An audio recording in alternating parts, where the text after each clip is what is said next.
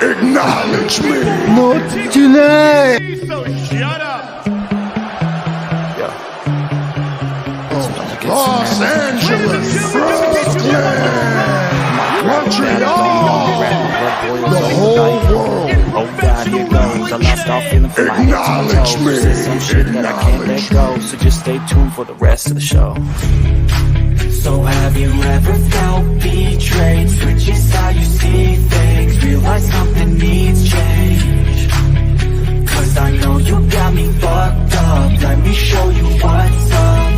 Cause enough is enough. I'll take a face full of pavement just to make a statement. I know there's Not no turning tonight. back. Oh God, adrenaline wasted. So mad I can taste it. I know there's no turning back. I'll do what it takes. I ain't making mistakes like that. I'll play it on your face just to make you go take it back. I'll lose my shit. I go crazy when I'm mad. And now you go wish you had such a fuck up real bad. Be the villain! And I have no problem at all, because I couldn't care less if you like me or not. I'm here for success, and there's no one more successful. The whole world. Acknowledge me. Acknowledge me. Not tonight.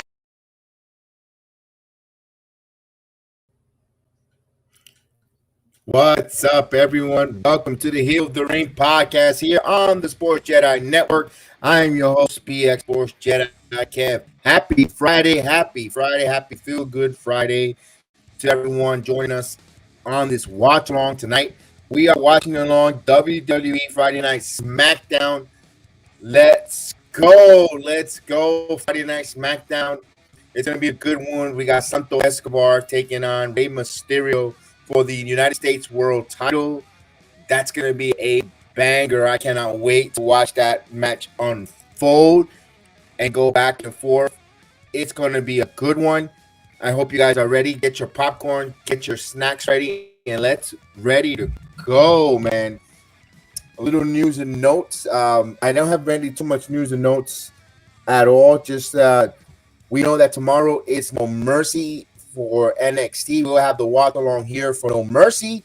And of course, we can't get ready for that any quicker. You're going to have Carmelo Hayes taking on Ilya Dragunov for the NXT World Title. Becky Lynch, Tiffany Stratton for an Extreme Rules match for the NXT Women's Title. Right now, WWE is cooking on all levels.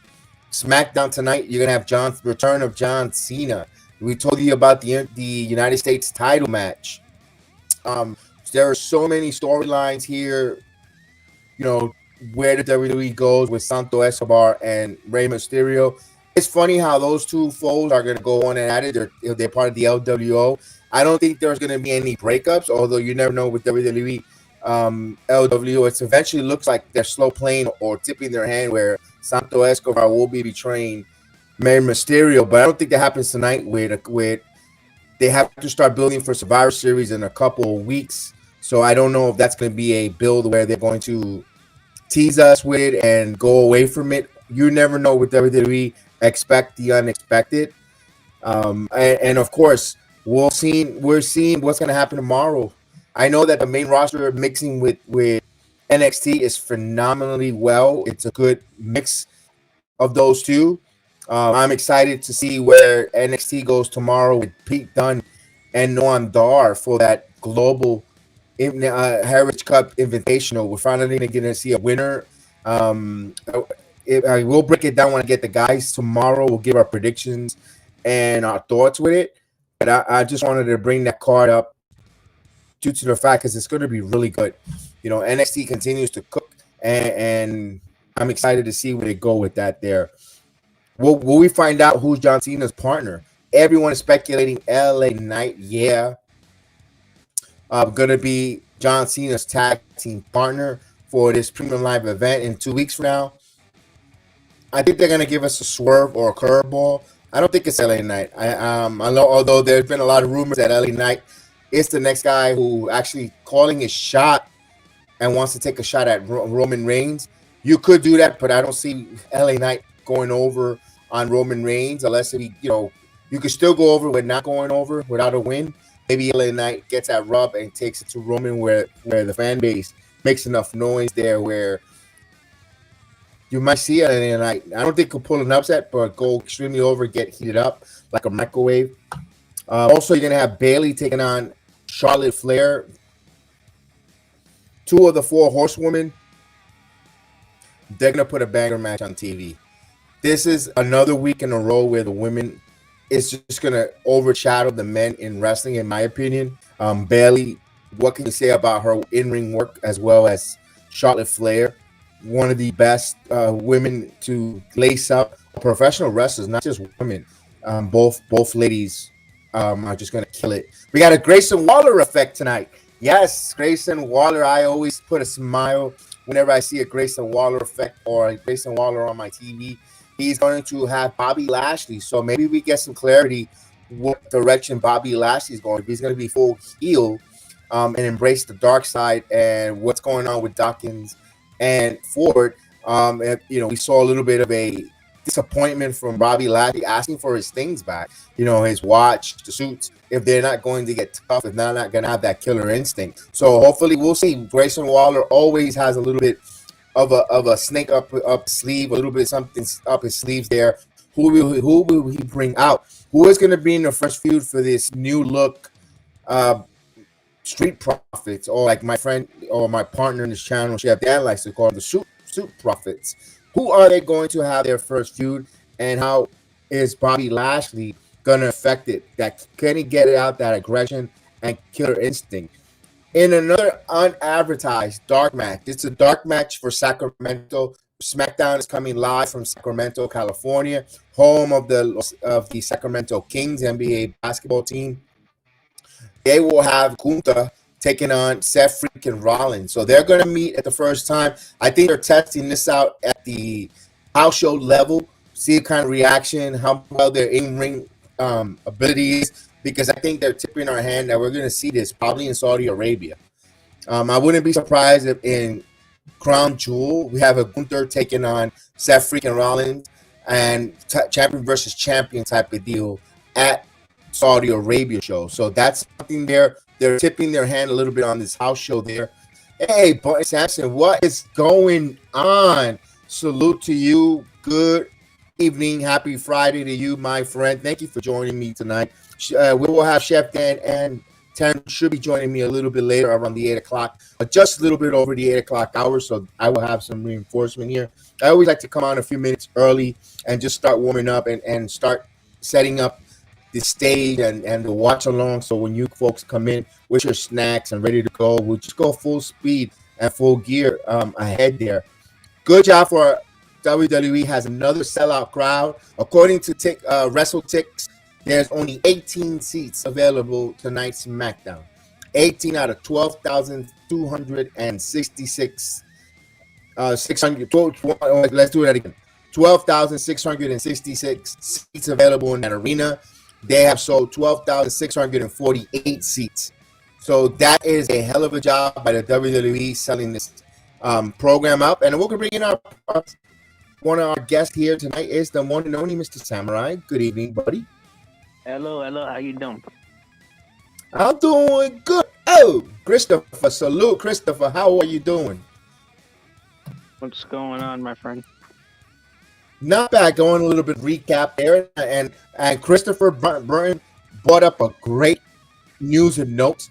We saw the WWE has signed a deal with Japan. They will be airing both SmackDown and Raw over the air on free TV for the Japanese audience, getting that. And also probably interesting in a working relationship with Pro Wrestling Noah, where Great Muta owns. And we saw Great Muta last pay-per-view or premium live event in Pittsburgh. He was sitting at ringside for the Nakamura and Seth Rollins match. We were wondering, why is Muta here? He's retired. I don't think, maybe he'll interfere. Maybe he's a managerial for Nakamura. But no, they were doing business. But we might see a relationship of a forbidden door or working relationship between Pro Wrestling Noah and the WWE. What's your thoughts on that, Samurai? I mean, I said this earlier in a Discord thread when I saw it pop up. I'm like, I didn't know that Noah was still around. So, I'm surprised you said that because especially after Nakamura had that match with the Great Muta, on January, where it was Great Muta's last match. I remember staying up. I was on vacation, luckily, and I stood up late to watch that. Hell of a match, hell of an entrance. Yeah, Pro Wrestling Noah is still going strong, or maybe the popularity of WWE working with Noah will help it give it like a jump start or a healthy pickup in Japan and across the United States. Maybe now we start watching more of Japan Noah, Noah wrestling to now watch some of those wrestlers and see some of our guys tour Japan. So look for WWE. Also remember, WWE also wants to expand with the NXT Japan. Maybe they'll go under the umbrella of Noah. Well, they'll send some developmental wrestlers there, and now Noah becomes NXT Japan. You never know with all these mergers. Money talks, everything walks in this world. That is true. That's true. I mean, like, it's so strange because, like, I seen it when I saw it on Discord thread. Like I said, I completely forgot that Noah existed for a minute.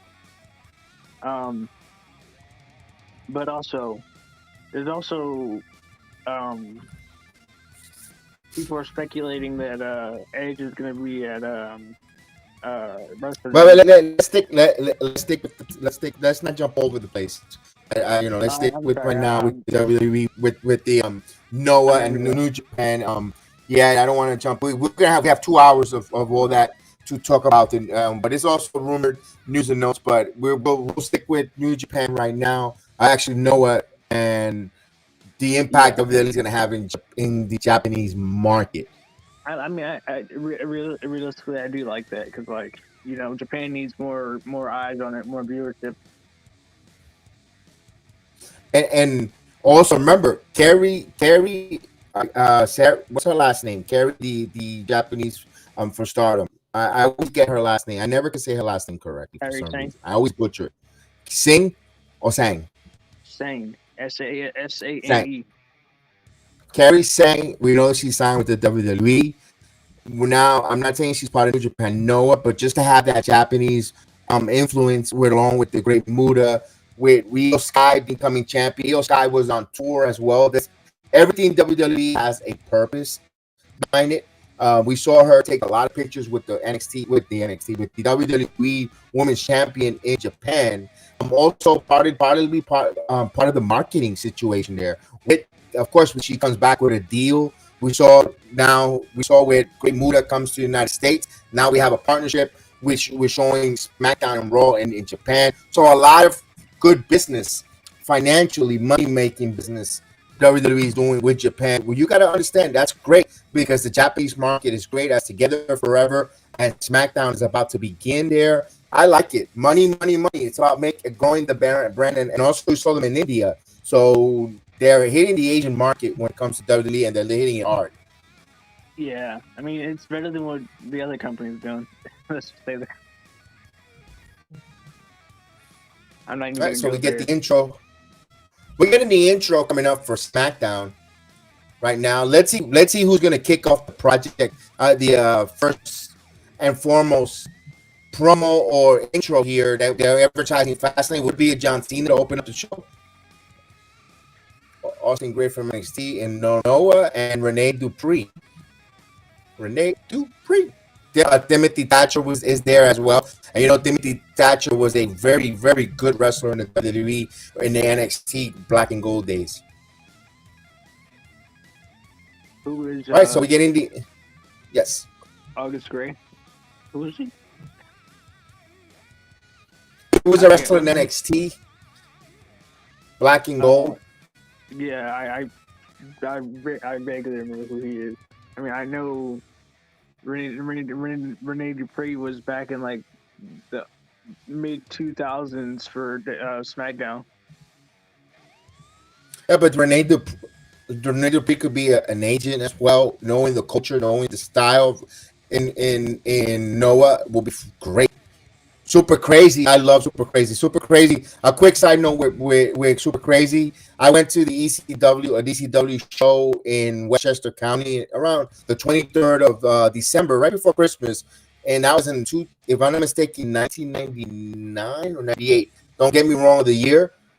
And it's Jimmy Uso coming out. I had about an hour conversation with Super Crazy. Just I went to the bathroom. I saw Super Crazy outside, and we had to just talk. And we talked for about an hour, watching some matches and having a conversation. Super Crazy, awesome, freaking dude. I mean, just a regular guy. Like I'm talking to you right now. We spoke for about an hour. Phenomenal. A little side note. Everybody thinks that they're larger than life celebrities, but they're really just average people like us. Oh yeah, we just talked normal. We were talking about wrestling. We did talk wrestling, but everything else was just normal stuff. It was Christmas is around the corner. He was doing this, and it was just a normal conversation. Like we knew each other, like we were friends for years. And Super Crazy, awesome dude, man. And an experience for me. For me, it was look at the years, almost 20 plus years, and I still remember that conversation with Super Crazy. Phenomenal dude, man. Jimmy Uso coming in here with Sosa Cole and Paul Heyman. Let's see the promo battle here. Let's see what the promo is going to be with Paul Heyman. Heyman with the microphone, and he's going to step up to the mic.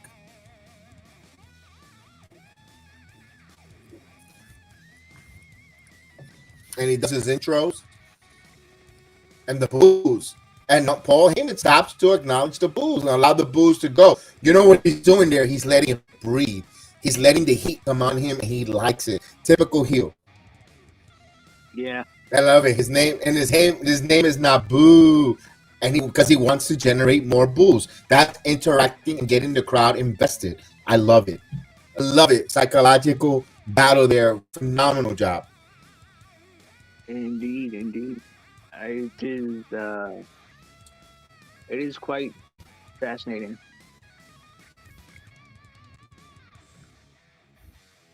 What is happening right now? I'm just waiting to hear on this promo a little bit, just letting it breathe. But now Paul Heyman getting a lot of boos, a lot of heat from the crowd. But what I was gonna say was Paul Heyman's good at that. He's like the master of it.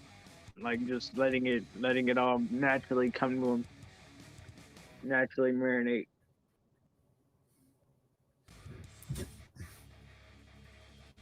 So Jimmy Uso has no problem sticking going back with the Bloodline. Now we haven't seen Jimmy's return interact with the Tribal Chief Roman Reigns yet. He assumes he's back in the Bloodline, but we haven't heard of that official from the Tribal Chief. Yeah, I mean, you know what? I think that Roman's gonna say you're not in the Bloodline after what you did to me back at WrestleMania or before WrestleMania, wherever it was. No, it was after. It was in like Night of Champions. Remember, they pinned Roman Reigns at Night of Champion. It was the tag team match. Oh yeah.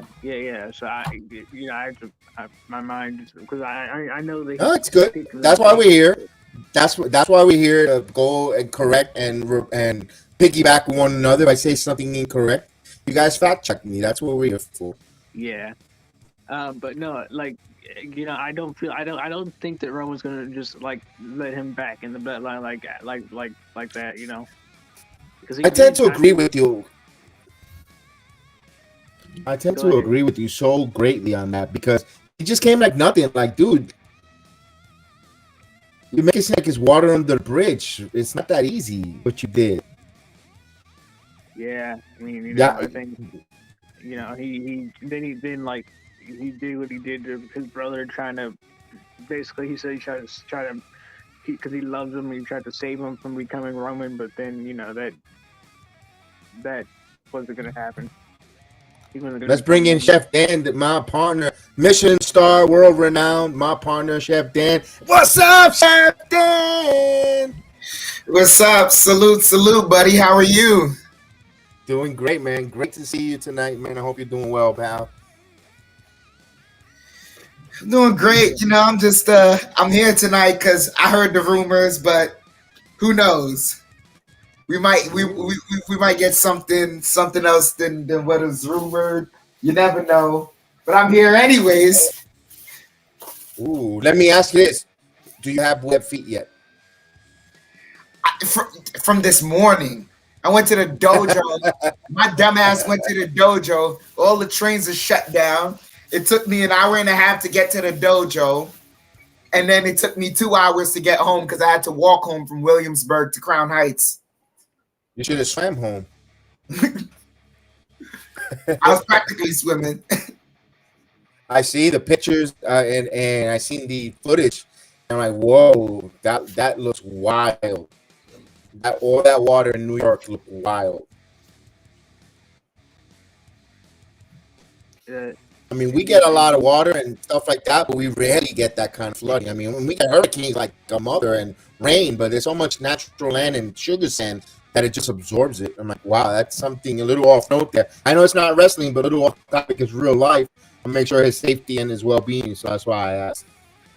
It's crazy out there. It's crazy out there. It's just crazy out there. Isn't this a good time to be on high floor now? As long as you're okay, that's all that matters. Yes. Thank you. Absolutely. Absolutely. It sucks for the puppies and the dogs if they want to go out. Oh, yeah, there's no going out for them. There's none of that.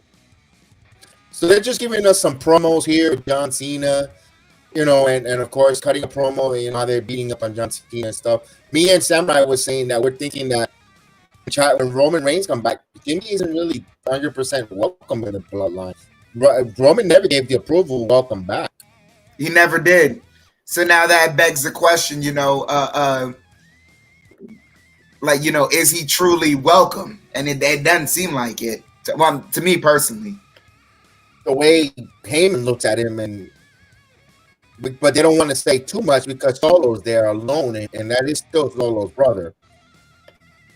I think what's going to happen is Jimmy's trying to, you know, sway Solo to join him. You know, that could be a possibility. He could be trying to show Jimmy, show Solo that Roman's not all he's cracked up to be. Okay. You know, he's letting his ego get the best of him.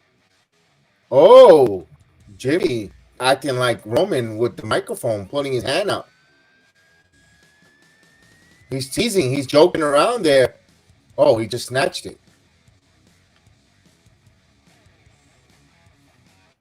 And Solo just looked at him and said that just twice.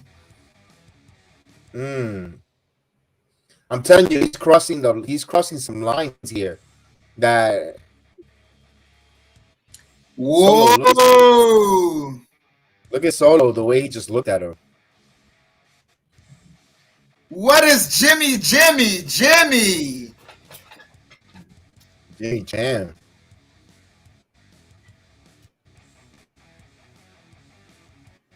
I think it's a long, drawn-out face turn for Jimmy Uso. Oh, Solo looked at him like, oh, he's not for nothing. Jimmy's tribal tattoo in the back looks dope.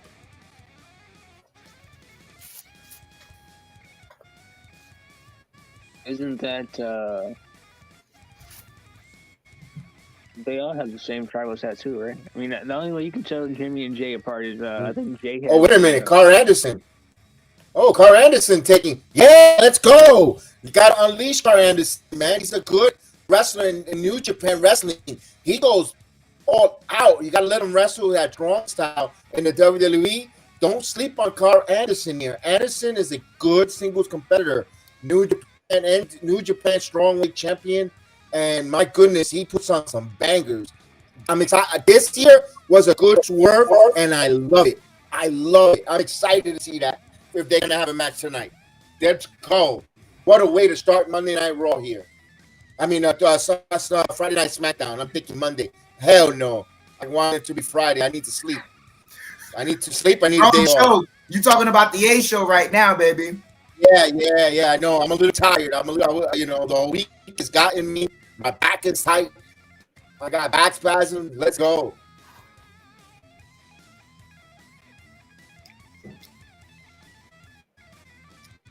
All right. But you saw Solo left Jimmy there hanging on a pound there.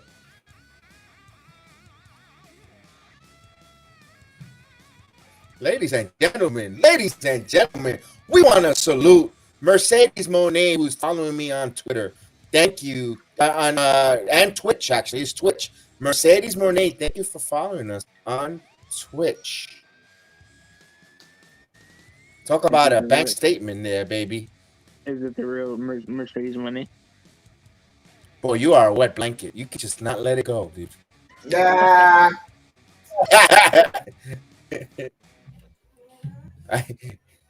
It just looks nice. Mercedes Monet is now following you on Twitch. Hey, I never said she wasn't. Well, you said it was the real one, but you know what? I'm going to sleep happy tonight. Thank you, Mercedes.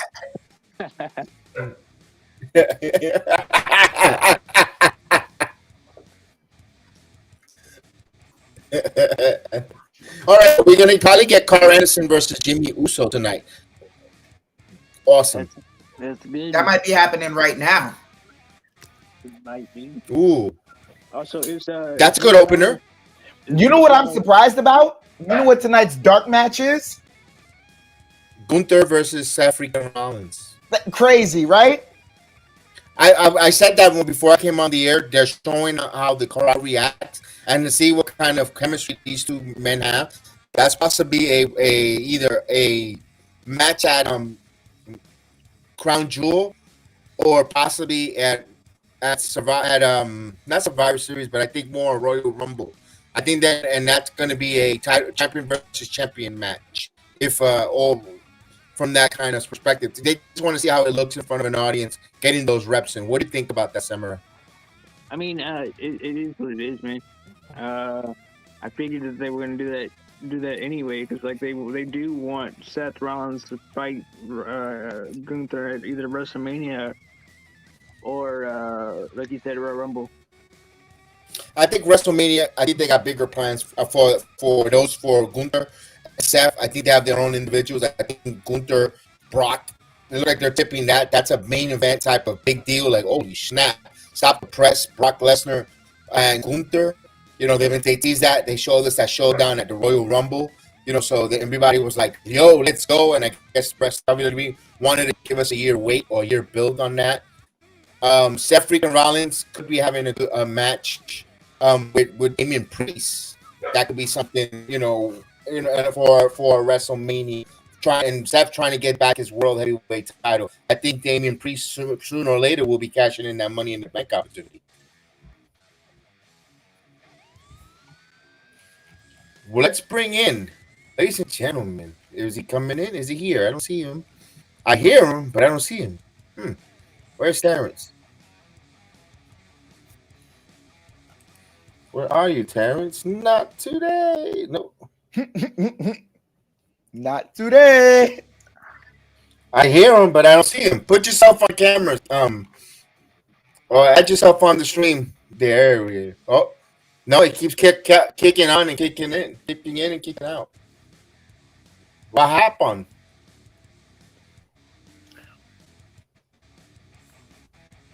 Seth. He kicks on and then he kicks out. Oh, the match started now. Let's go. You were right, Chef. Yep. The way Solo spoke to him, it was like, go and get in the ring now.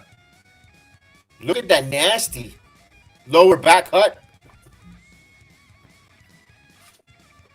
Where is Luke Gallows at? That's my question. He's injured. He's got a knee injury. Oh, near 3 call. He has a knee injury, so he's out of action. Probably for quite some time. Hey, you know what? This is an opportunity to shine on Carl Anderson here. Again, I like to give his credit and his accolades. Former and New Japan Strongweight champion, who in the singles competition is a hell of a competitor, and they just gotta let him cook here. And this is a chance here to show, without Carl around, that WWE, you know what, I could be asset and helpful in this storyline here. Yeah, I mean they're all basically. I think what they're doing is they're all getting involved with the Bloodline business. You know, even though Carl Anderson and Luke Gallows don't want to be involved in the Bloodline business, They're getting involved in bloodline business. Yeah, he told AJ not to get involved. Yes, chef. Do you guys like the online story that's kind of happening where, I mean, it's not an online story, but it's just being pointed out. It's being pointed out by people from online. It's that this is originally happening because he messed with what's his name? Karrion Kross decided to mess with them, and the promise that Karrion Kross is putting out is coming out true, where AJ is losing his disciples. Yeah. Well, there is an effect. That could be possible because there is an effect whenever Karrion Kross gets their hands on. He turned a little. Look at Nakamura turning heel. Now with AJ, everyone that even though Karrion hasn't been red hot, but every time he wrestles someone, there's repercussions after the fact. So they could always return back to that storyline or build long-term booking with Karrion Kross as a force. And we say hello to Dirk Benson, who says, yes, no mercy tomorrow. We cannot wait. Also, Drew McIntyre as well. Absolutely. Look at Drew turning heel. So, yeah. Oh, they got some after the match shenanigans here as Jimmy Usos gets the victory. But now Carl Anderson is in some trouble now. Solo now gives him the thumb. That was a bad promo and spike there, Solo. You got to make it a little better. You got to make a better effort because I know you don't want your ass with a half-ass like the way you gave that spike. Then we'll be in some trouble. I saw somewhere that Zilla wants to be with his cousins and his brothers, or his cousin and his brothers. Or no, wait. Zilla Part 2 wants to be with the Usos and Roman Reigns, along with Jacob Part 2 in the Bloodline story. Make it 3-on-3. Well, they could anything. Oh wait, here comes Michin. Anything could happen, but what I will say is, do not make this an NWO. Oh, Jimmy got smacked by Michin. I wonder. Too bad Jimmy don't have any female to protect him or back him up there. He doesn't. No, she's too busy at Impact. She's too busy getting Impact over there somewhere else. Oh! You say, would you say, you said something before Jimmy got smacked in the face. Dan, what did you say? Just do not make this an NWO. Oh, yeah, no, they're not going to do that. That's too many ice. Too many. I bet you a drink when you put too much ice, it gets watered down. You don't want to put too many. Yeah, you're right. You're good on that one. Yeah, I mean, but how many Samoans are there? Like, you know, it's a huge family. And speaking of that, of course, we know that Alpha Jr. is in the hospital fighting for his life there. Alpha Jr., member of the Bloodline family, has some complications. 30+ years old, and he is in some bad shape there. And I know the family's asking for a GoFundMe situation, and he had a heart issue, and I know he's hanging on to his dear life there. So I know the Samoans got a heavy heart here. We're trying to get Steve Gahu on, but he just kicks him out for some reason. He said, Alpha Jr., that's the Alpha's... There he is. Oh, he was just on. All right, it's the Grayson Waller effect with the Soup Profits and Bobby Lashley. Or Bobby Lashley's going to talk about the Soup Profits. The Soup Profits. That's Chef Dan's, by the way. I can't take credit for that. That's Chef Dan's gimmick. I love the Soup Profits. I mean, who do you think? I mean, do you think anybody else joins him, or do you think it's just going to be a three-man stable? I think it stays 3-man. I don't think they're going to add more. Maybe Not one, yet. but not yet. Yeah. Everyone thinks it's going to be Carmelo, Trick Williams,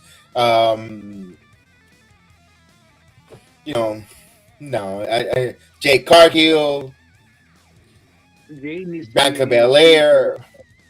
I mean, I could see Bianca joining, but you know, I don't see it. You don't want to mix the husband and wife things. Just leave that separate. The way Becky and Seth. Yeah. well, Not Yeah. You only could that, but acknowledge. Yeah. not only that, but you can see it. The Suit Profits are trying to go heel, and it benefits Bianca nothing to go heel. She's got the kids. Absolutely.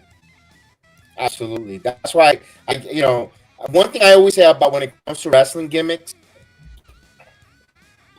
I find it kind of lazy. I understand why you do it, but it's more difficult to stay relevant and hot and over as a babyface because as soon as just turn him heel, of course. I mean, everyone heel.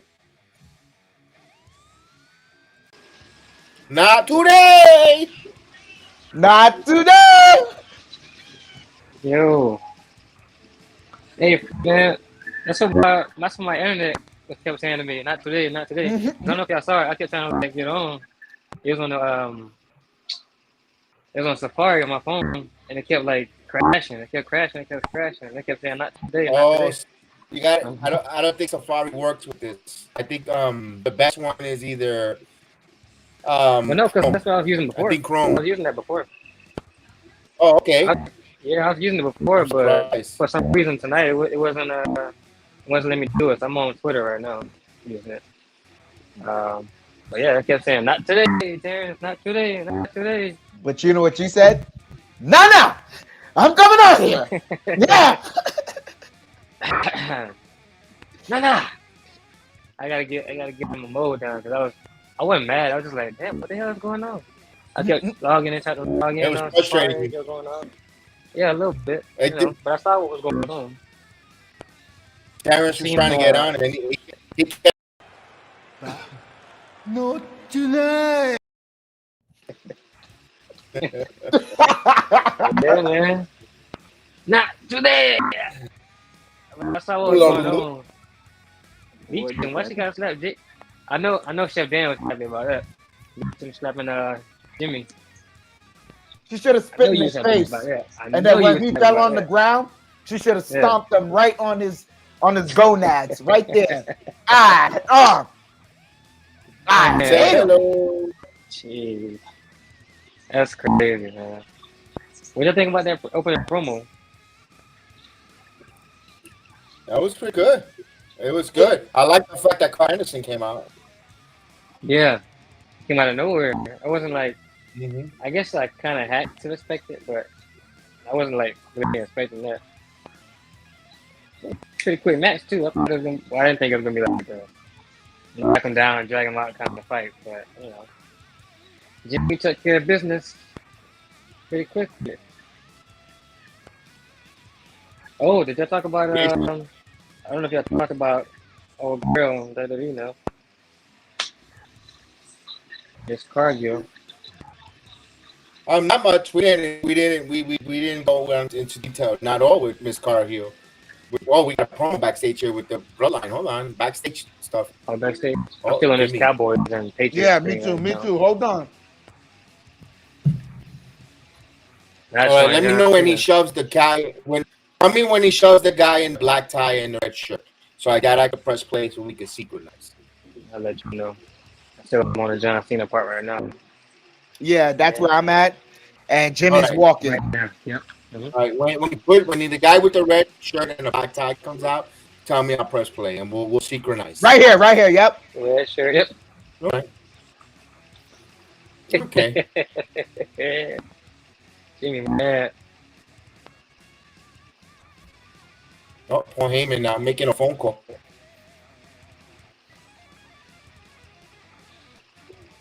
Ooh, Grayson Waller Effect. Dun, dun, dun, dun. Dun, dun, dun, dun, dun. They finally got that they finally got that Bloodline iPhone case on the shop, but it's not better than the one they got from him. But that was just a Bloodline, so it's kind of the lame. Look at him! Look at him! He's pumped. Look at him! He's hyped up. He had sugar pops. Mm-hmm. He say he's still not 100%. Apparently, that's what he said. That's what I heard.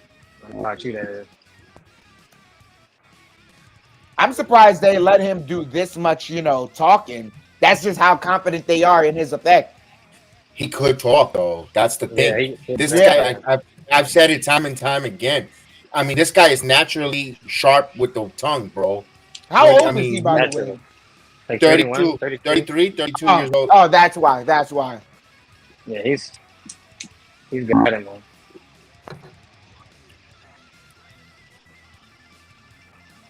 He ain't the greatest to beat on time. He's the greatest of all time, but he ain't the greatest on beating Ah! on time.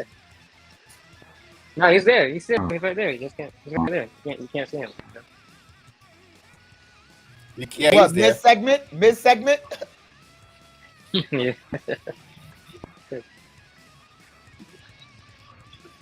Bobby Lashley about to get the Grayson Waller rub.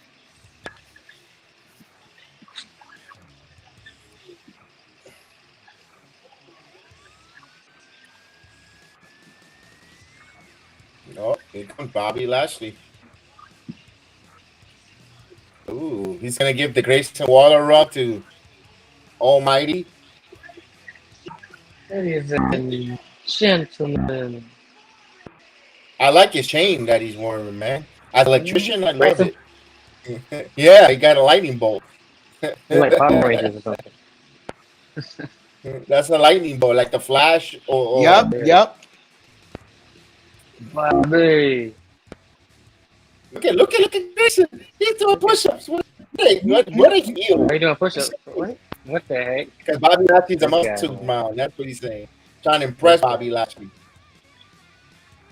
Not for nothing. Well, the guy who has the best suits in the WWE is Bobby Lashley, man. He makes a suit look really good, bro. That physique, he looks like a hell of a suit. But although this one's a little bit too big, though. Just a bit. It might be like because if you look at the pants, they're a little darker. So I think that's like, I don't know if he has like that coat over or something. I can't really tell by now. But he don't have it like it is a little big. Like the promo last week promo looked better. Yeah, the one he's wearing with the blue one looks nice and snug. This one looks a little bit too big. This probably he borrowed that out of Mark Henry's closet.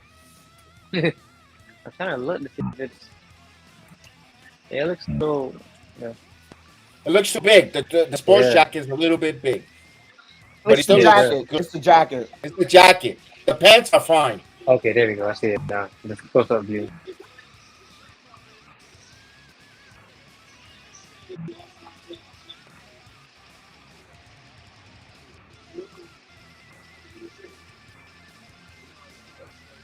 Oh.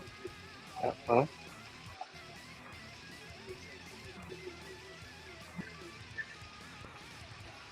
Oh.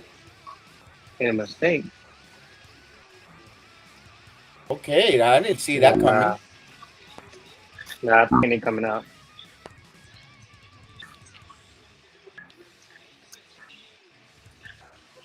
Oh, undefeated. Undefeated.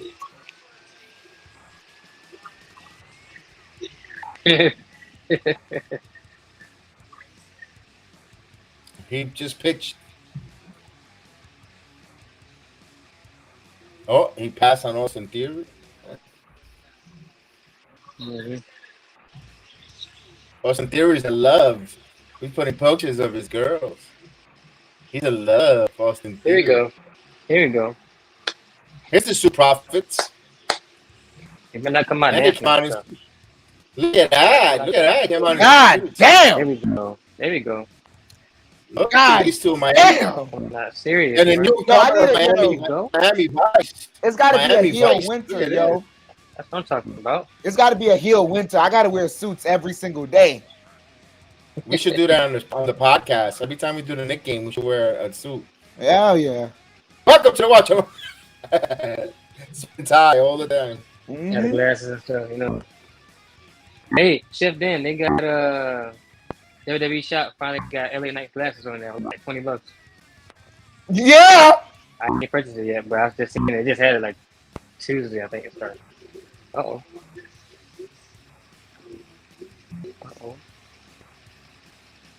Look at Montez. Grayson's in trouble. Prove it.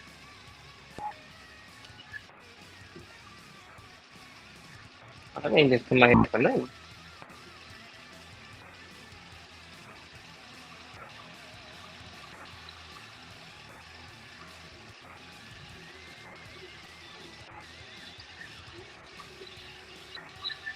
Okay. I like this. I like this. Prove it. Prove it.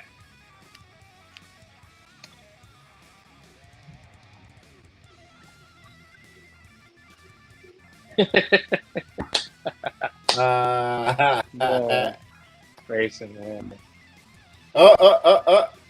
So what are they gonna attack Theory? Well, Theory. You think he's a little loony Putian, but Theory's tall, man. Yeah. Yeah. For real. It'd be funny if he get attacked. Street Profits. Slap him in the midst of his yes. It should do that. Show their faces. Attack him. That's what's gonna happen. Attack him. That's what's gonna happen. Super kick him or something. It Uh-oh. wouldn't make any sense because they're heels too. So. Yeah, he said, well, all right. Well, that was... It usually never makes sense, but like in this instance, I would say that the team of Austin Theory and Grayson Waller would be like. Ooh. It's a good match right here. Welcome back, Cameron Grimes versus Theory. Let's go. Hey, NXT action. They're gonna. Yeah, they understand that they're gonna. Hey, you know. There you go. You gotta do the motion. Uh-oh. I'm stacking money. I'm stacking money.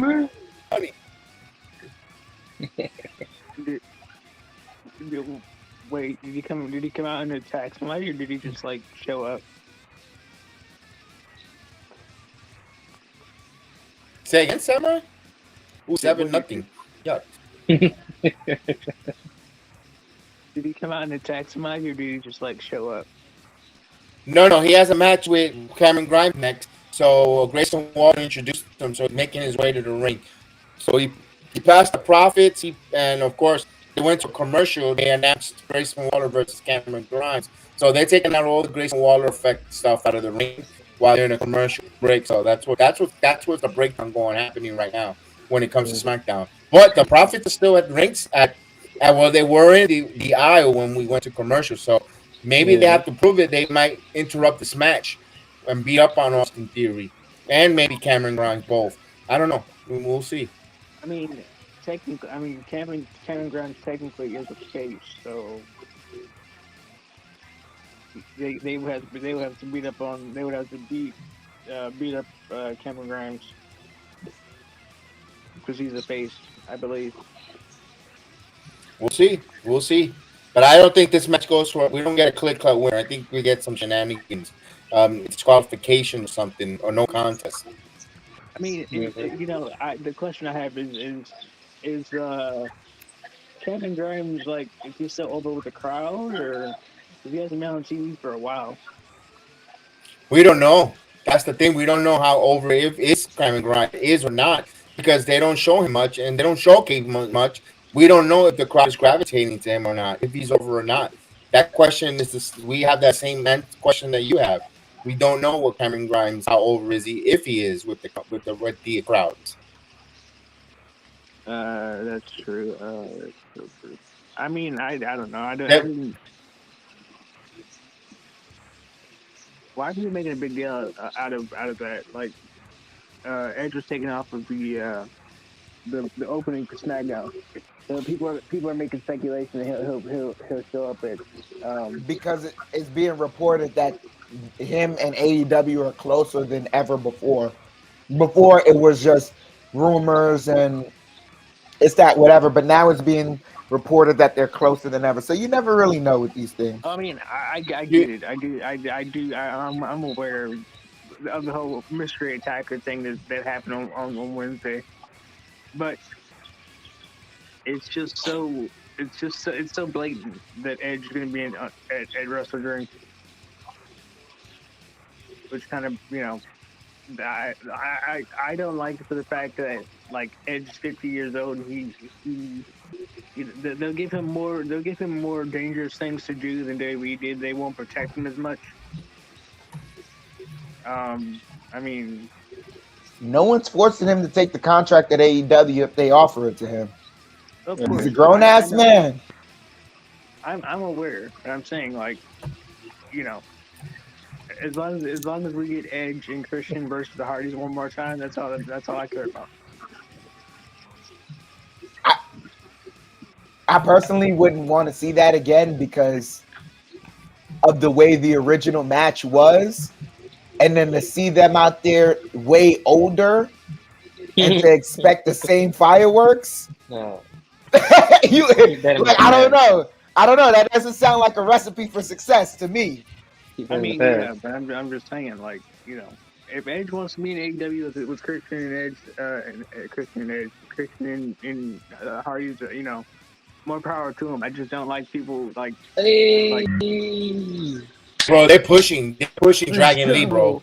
They're pushing him. They're pushing him. Now they're showing him on SmackDown. They're showing his highlights on SmackDown, bro. They're pushing him. And I love it that they use his original damn theme song on the promos. I could take that. Man, that's what's up, man. DL in the building, possibly. Oh, he's there. He's there. All right. He's there. Oh, Right, yes. Lee. Hey. There you go.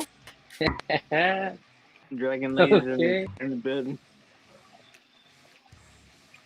Yo, Kev, Tuesday going back and forth.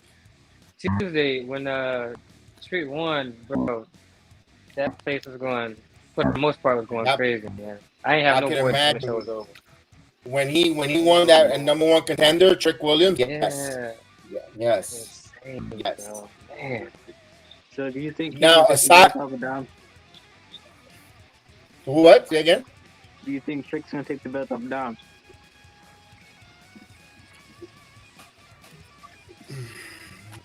I mean, I know. I'm trying to say no. You're trying to say no? But I think it's gonna be a yes. I don't know. But we will have a prediction. We'll have our predictions tomorrow on No Mercy. I just gave a little bit of spoiler there, but I'm 50-50 on that. We'll have our prediction on No Mercy before the kickoff. So please try to get that 15 minutes early so we could just go through our predictions and we could just go with the No Mercy before it starts. I have to leave the AFC shakedown early too. I'm leaving there at 7:30. I don't know if this is what's that, Terrence? I seen they showed the freaking. My camera does some crazy. My computer does crazy stuff. We're good. We're good. Say that again, Terrence. Oh no, because they were showing the stuff at the bottom of the screen. I seen something.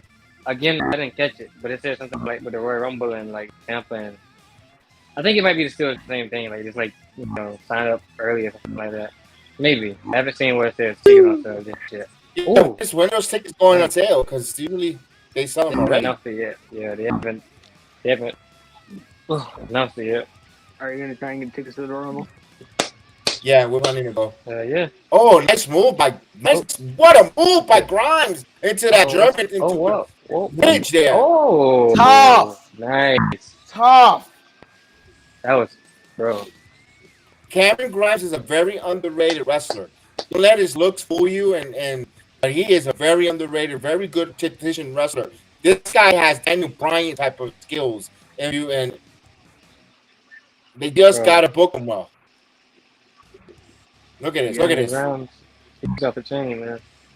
Yeah, a very one of a hell of North American champion, former $1 million champion. And look at this, Grayson and Cameron, a little hey, oh yeah, I see that. Oh, watch it! Watch it! Oh boy, he hit that post. He ain't seen the moon. He's seen stars. Yeah. Oh, here's a roll up. Oh, roll up drop kick. I never. Okay, here's Theory now. He's going Ooh, A-Town down. 619. A-Town down. Oh no. Oh wow. Damn, he stole the crap out of that. Wow, A-Town down on Grayson Ooh. Waller's. 3. He stole Nice. the crap out of that, man.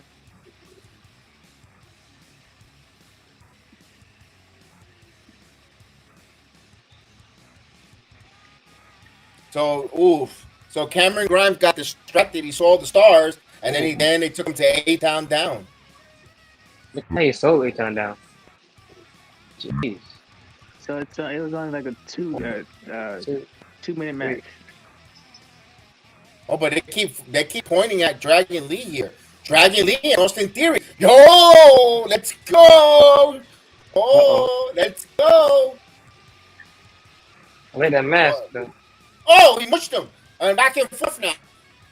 Oh, look at the referee. It's he mushed him. Dallas. Look at the referee. NXT referee Dallas.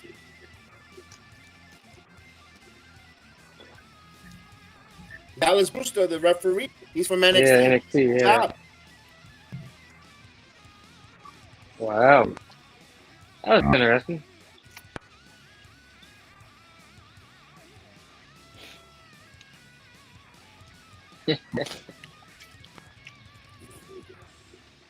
Yeah, Grayson's definitely getting some. He's definitely getting the Grayson Waller rub. He's Like Caleb low key. Blackman. Austin Theory. Oh, Kayla. Yeah. WWE Hall of Fame now. She wears the freckles. Very nice. Yeah. Hey, Ray's going to stash. What's going on, huh? It looks weird with the mask and the stash. I like that dark blue. I like that navy blue mask there. I could put some NY on them. Look at Yankee one. That look like that. Nice. Rey Mysterio.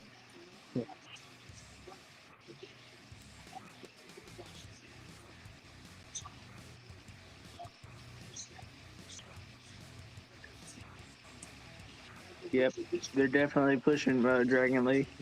They're gonna call him up soon. I hope so. Oh, so this match, I'm assuming is next. Because he's cutting his promo. I mean, Right before the entrance. he's more than ready for the main roster though. So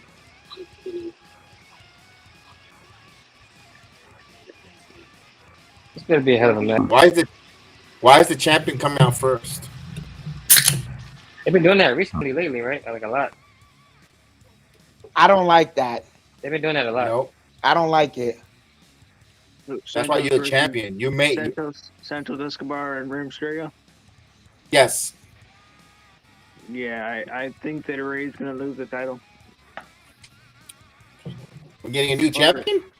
New champion, or Okay. Rey might turn. Not Rey. I wish Rey would turn heel. That'd be a swerve in the race turn. What? Santos That'd be might a turn swerve. heel.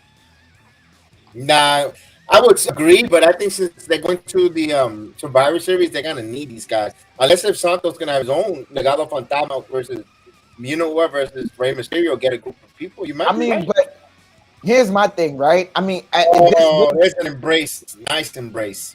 Dragon Lee Ray. Yeah, chef. I just wanted to embrace. nah, it was wonderful.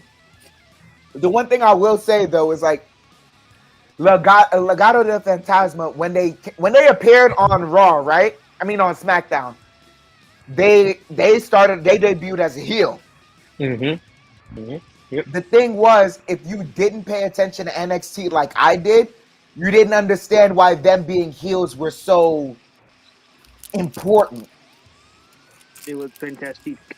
It really didn't hit people like that. So now even when he's coming out in the suits and like the way he's removing the mask, and I'm seeing that it has significance, but because I didn't see the backstory behind it, Yeah. I don't have a frame of reference to go, oh, that's why he's like that. Because right now, like I'm now seeing some of the clips of when Santos turned heel in NXT, and it sucks. But it looks like tonight's the night where he would turn heel. If there were any a perfect opportunity to get Santos back into those suits and him and Legado del Fantasma looking as you know, as good as they should, it would be tonight. But in the same note, I also ask the question is, if you turn them heel, what happens next? Because me personally, I see I see a face Hispanic, a face Latino faction, and I see a heel Latino faction. Whether we know it or not, Judgment Day is a Hispanic Latino heel faction with how much Spanish they're speaking. Like it's like LWO versus Judgment Day would be a great matchup. But can you do that having a Santos turn heel? No. No. But here's the X factor. Luke was sitting at ringside, Dragon Lee.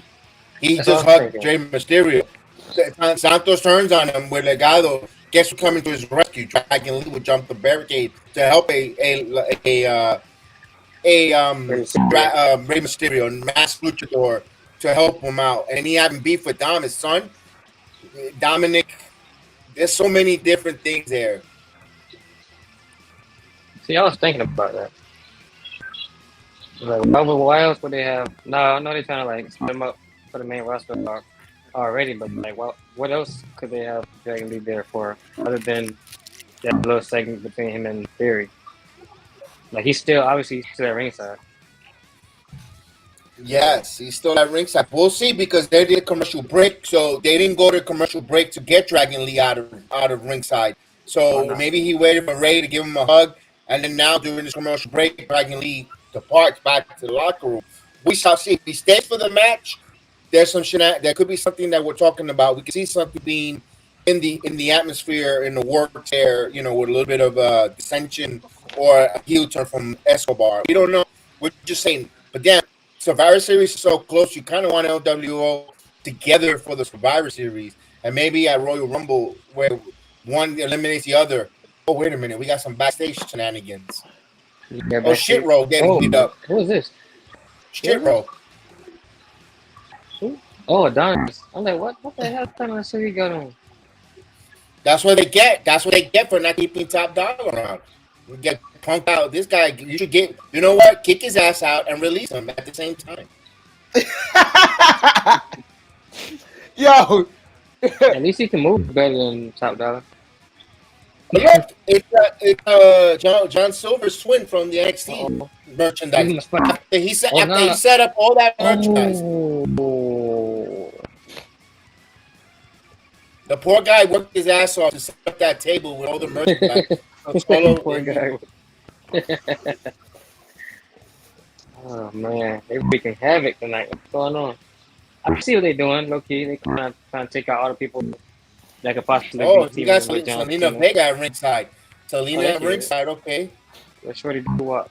Yeah. I don't see Dragon Lee up there. They showed a little spot. Because he was on that corner over there. I ain't seen him. No, they haven't gotten to that corner yet.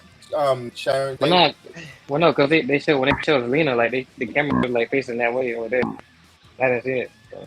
Here's Escobar. Now Escobar coming alone. He's not with his Oompa Loompas. No, Dragon Lee's there. Dragon Lee's there. Yeah. He's there. Oh, he acknowledges. There you go. If they turn him heel, they should bring back that old Legado theme. Yes, please. That's a heel theme. Mm-hmm. With the Eddie Guerrero tribute boots. Now the ring announcer, I used to have that hairstyle back in 1990s. I'm not gonna lie, I had the slope. I used to love rocking the Vanilla Ice slope, man. Primo, please. Give me 1 minute, fellas. I'll be right back. I gotta use the bathroom. I used to have Aquanet and my mother's blow dryers, and I had the slope going, man. That was nice. I missed that those days with the slope. I mean, you can still kind of look. You do it a little bit. You still got some. I guess to do, but Alex, my barber won't allow it. He said no. I got the hairstylist. He just does what he wants with my hair. Go for it. All right, no problem. All right, yeah. You know, he goes to the same he goes to the same chiropractor as Nikita Lyons and half of NXT. He's always seen them. Yeah, Nikita Lyons squeals like a pig on the chair. He told me. I said, "Yeah, I bet you don't. I bet you be going home excited." All right. And he goes, "Yeah." Nah.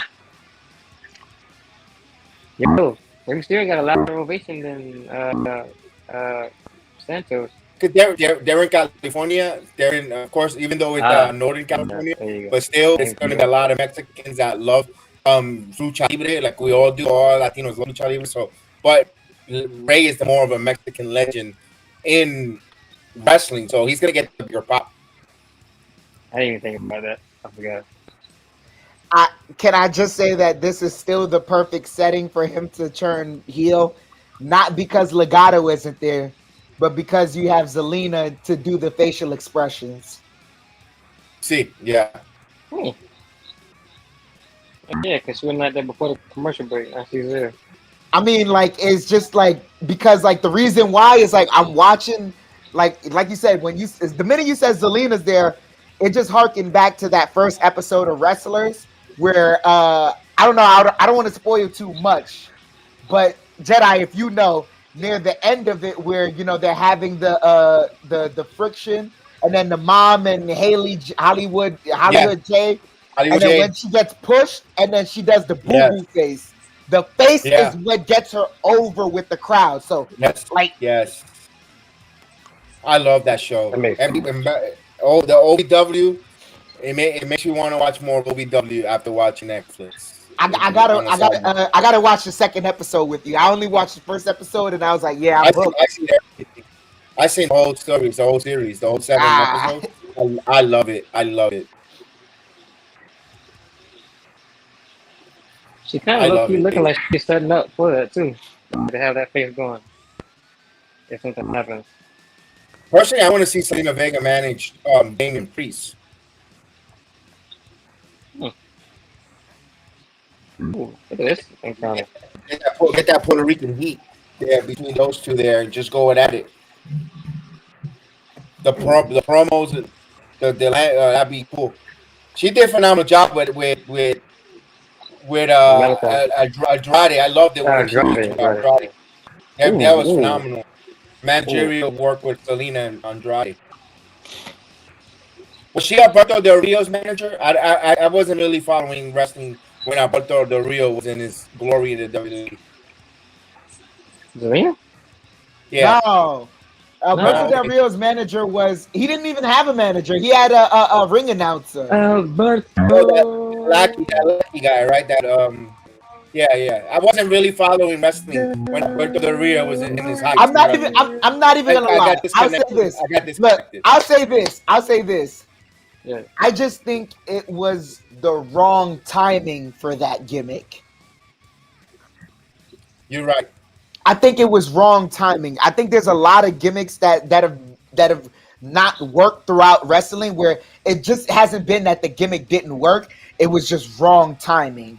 Because I don't think that I don't think people are gonna appreciate the aspect of that character until today. Yeah, and there's a lot of gimmicks that could have been working out. Right now, they should go. The whole AEW roster should be Duke the Dumpster Doshis. They're a bunch of garbage men.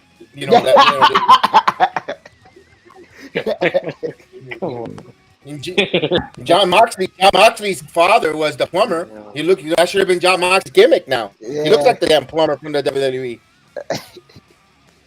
You can have Festus nowadays with the other dude that is coming out there. Biscuits and gravy, baby, man. Remember that? Biscuits and gravy. He rang the bell and then he turned to a whole other character. Who, Festus? Yeah, Festus. That's Luke Gallo. That's Luke Gallo. Yeah. Festus is healing. Look at Bryan Danielson. Bryan Danielson looks like Eugene in AEW. Yeah. Looks like Eugene. Yeah. I'm watching it, though. He does look like Eugene. I can't.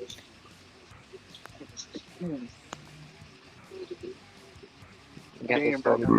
Like, I'm not even gonna lie. The most genius thing WWE ever did was put Daniel Bryan in the Wyatt family for a short minute because he just looked like he belonged. Yeah, he did. When he had that one suit, that one truck, Yeah. that he looked good. Mm-hmm. That looked good. Yeah, that was a good storyline telling there.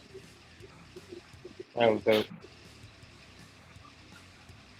You look much better than You got Mantar and you got Mantar in Impact Wrestling and Taurus. There's a guy dressed up as a boar in Impact Wrestling. Remember WWE had Mantar many years ago. I guess. Mantar. You mean El Torito? No, at Taurus, Black Taurus. Not at Torito, Black Taurus. He's in Impact Wrestling right now. Mm. You know what? Damn, man. I don't even want to. All right. What would save this matchup from Santos having to turn heel and keeping the LWO together is the Suit Profits coming out here to beat up on these two. Because that's how they would show it. Yes. What? You got it. You got it. Because I just thought about it and I said, if there was any match that the Suit Profits would come out here and show that they, wanted more, it would be against these guys because they lost against them last week. They're about to have a good old-fashioned buddy-buddy matchup. And what do you know? Suit Profits come out here and just beat the tar out of both of them. Hey, man, you need to get Triple H number. You need to get somebody in creative number. I forgot about that. Circle gets the square. You got it. In the words of Bully Ray. Here, that's John Moxley's gimmick right there. That's going to be John Moxley's new gimmick. That's his dad. Look at it on the screen. I see it. That looks just like John Moxley. I see it.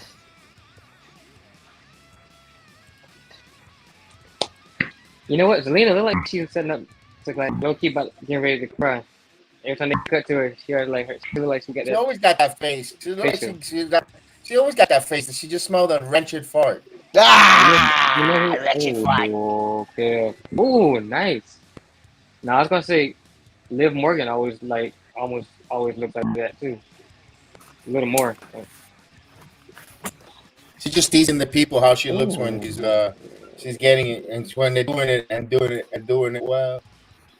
I will say though, as I know this match is a little slower paced because they both enjoy working with each other, and I can see Santos is caring for the fact that Rey is a little bit older.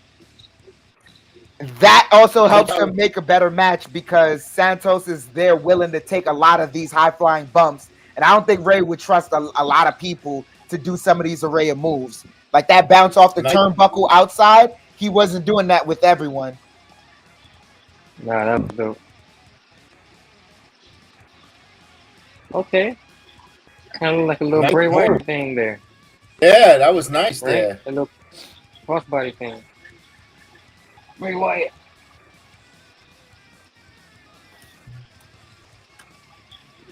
Wait a minute.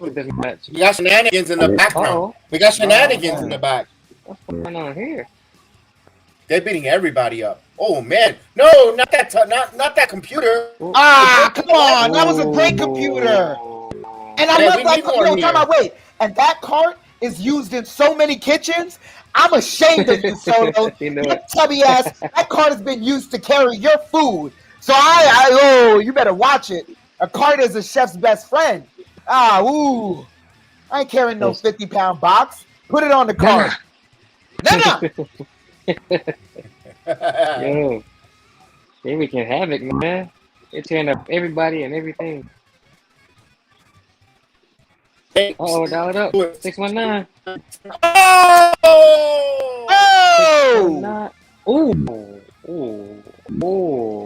What a kick! What a kick! I love it. There we go. Gonna fly.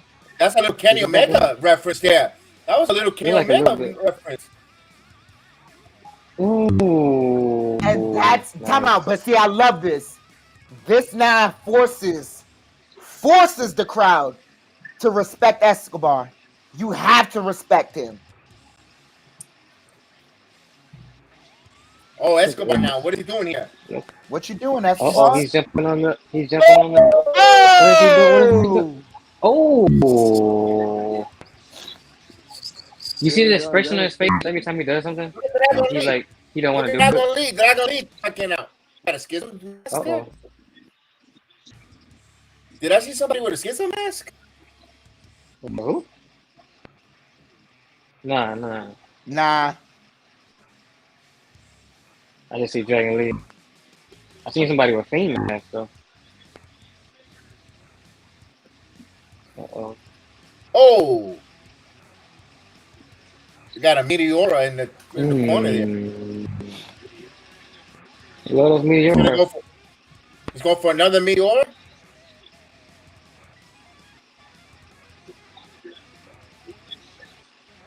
He's hesitating too long. Yeah. He looks Another like he don't want to do Meteora. it. Look at Selena. She just smelled the front row fart. Look at her face. Yeah. He need to switch I positions. fall. He's probably going fall. Apeta. It smells like the Fix NXT his bus. mask. Oh, fix that mask, man, Mysterio. Yeah, he's fixing the mask. Trying to. She cannot be happy. Nah. She can't. That's the thing about Zelina's character and her facial expression outside. She can't be happy either way. So he just told Ray just told Santos, my mask. So Ray is having trouble with his mask. Oh, man. Oh, we got Drew's letting us know. Jacob Fatu's contract is up in October with MLW. Huh. Survivor Series, Drew? Everybody can get Survivor Series. What? Halo? Ooh. Oh, Splash. And watch no one show up. Everybody expecting Punk, Fatu. He keeps messing up. Yo, this match is good, Dirk. Is this the first commercial? Yes. Wow. They made that go on a little long. Okay. And Dirk got the Joey Styles.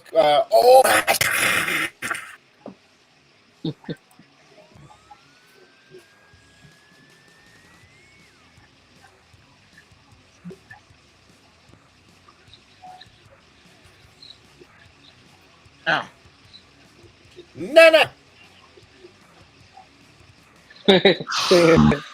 Not but Batista commercial. The Good Keeps return as a surprise or a debut. The Good Keeps. Who? Where's a Good Keeps. I'm gonna Google them because I don't right now. I'm drawing up. Oh, my thing decided to close. Oh, good job. What's going on tonight, man?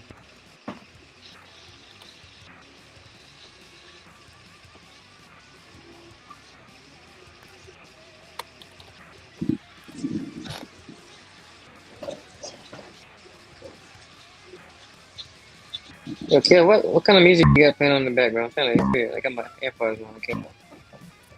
It sounds like some rock. Street Fighter. Some rock music. Yeah. Yeah. Oh, okay. Welcome to Monday Night Raw. Monday Nitro.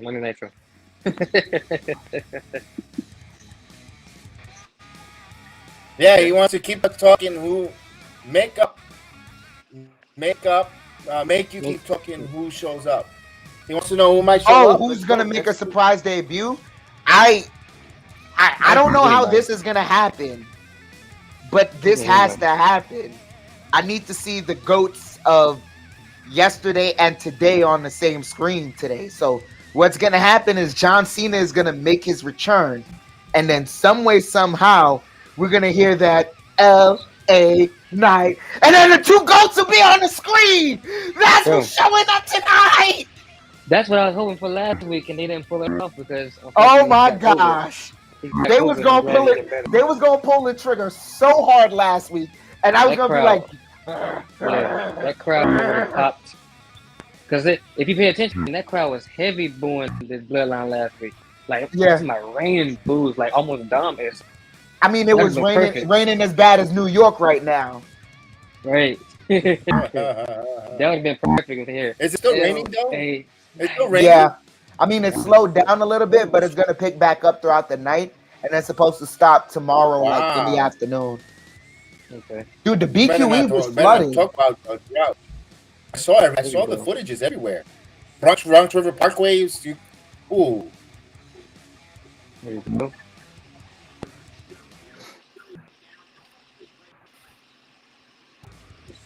Here's Cody Rhodes wrapping up here. And the You know Survivor something, Series. Look into my eyes and what you see. One of the Coated personality. Seth Rollins and Gunther are advertised as a dark match after SmackDown, apparently.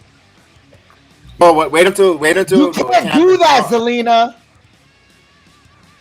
Wait until tomorrow. Carmelo Hayes retains his NXT title. Who will be next for Carmelo Hayes? Look Ooh. into my Nice eyes reversal. and what Nah. you see. Nope. Coated personality. See it. That's No, Shawn Michaels boy. Nope. That's Shawn Nope. Michaels boy. Nope.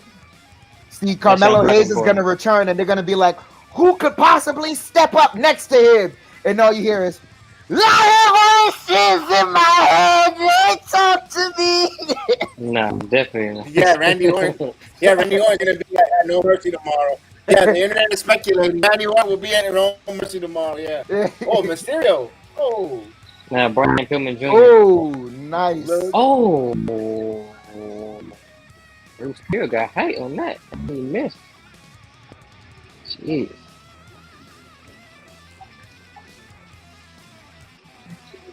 Let's go.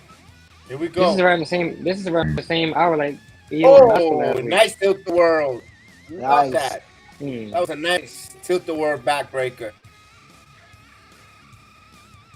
He always look like he's feeling bad for him. Another one. Another. Oh, what's this? Oh, what is this, Escobar? What's this? That's the way I grabbed my dog. Okay. Oh, that's a little. Oh! Oh. Woo. Kick out. There you go. I guess that damn. Damn! She can't take it.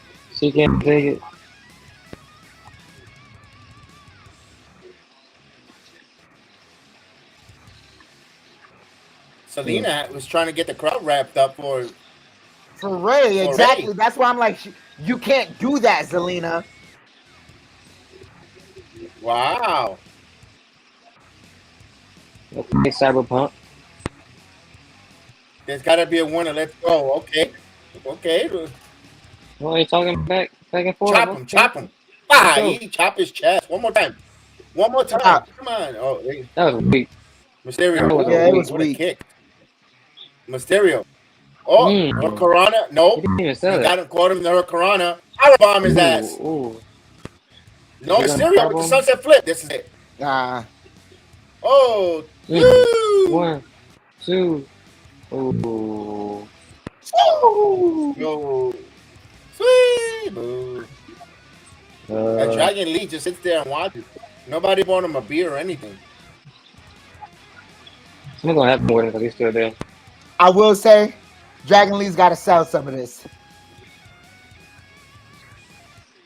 I mean, I would like to see Dragon. Oh, Lee what a versus forearm. Yeah. Hmm. Or Dragon He did Lee triple versus, threat with Mysterio. Triple threat. Put all those 3 men in the ring. Ooh. Yeah, Dragon Lee versus Rey Oh, Mysterio versus Escobar. what's going on here? What's he saying? Fatal 4-way with Dominic, and Dominic beats all of them. Oh, What we got here? careful. Oh, Careful. fireman's carry. Here we go. Attitude Oh. adjustment. No, Ray is fighting back. Ray Oh, fighting. Ray is fighting with those elbows, but that damn mask rack is gonna come off. He hit me. What is he doing here? What do we got going on What are here? you doing, Ray? I think I Ray, know what are he's you going for. doing? I think I know. Hurricanrana. He's gonna go over his head. Yep. Ooh, nice. Selena Vega looks like she gotta pee. But but that only happens if Ray trusts Santos. That was dope. Oh, here's a kick. 619. Yeah. Here's the kick. Dial it up. Oh, no, not today. Not today. Alabama slam. Oh, look at the crowd. Look at the crowd. The crowd is behind it. Crowd on their feet. Oh, another one. Here we go. 619. Rey Mysterio, 619. He got it. Dial it up. Ah, he got it. 619. Now you got to go to the top rope to fly. Can the little guy go? Can the little guy fly? Zelina. Elisha ducking. Front splash misses. He misses. Escobar with that elbow. There's a pin. 1, 2, no, a roll up. 1, 2, 2. Another roll up. Oh, near 4. I thought that would have been it right there. Ooh. Yo, back and forth. These guys are putting on a banger of a match. Uh-oh. Phantom driver. No, roll up. 1, 2, 3. It's over. Ah, he got him. Ooh. Ah. Okay. Now, Okay. Santos kid is gonna be crying at home because his dad lost, like he did in NXT. Okay. Huh.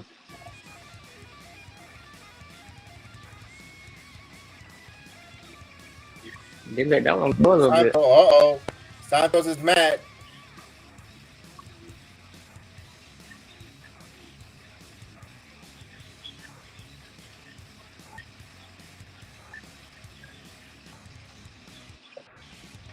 Here we go. Wait. Don't wait, slow down, Don't say Jedi. nothing. Yeah, don't say Oh, nothing. 'Cause man. You're still ahead of us. Well, me. I'm not saying anything. Oh my god. Oh my god. Oh. Look at that guy in the front row.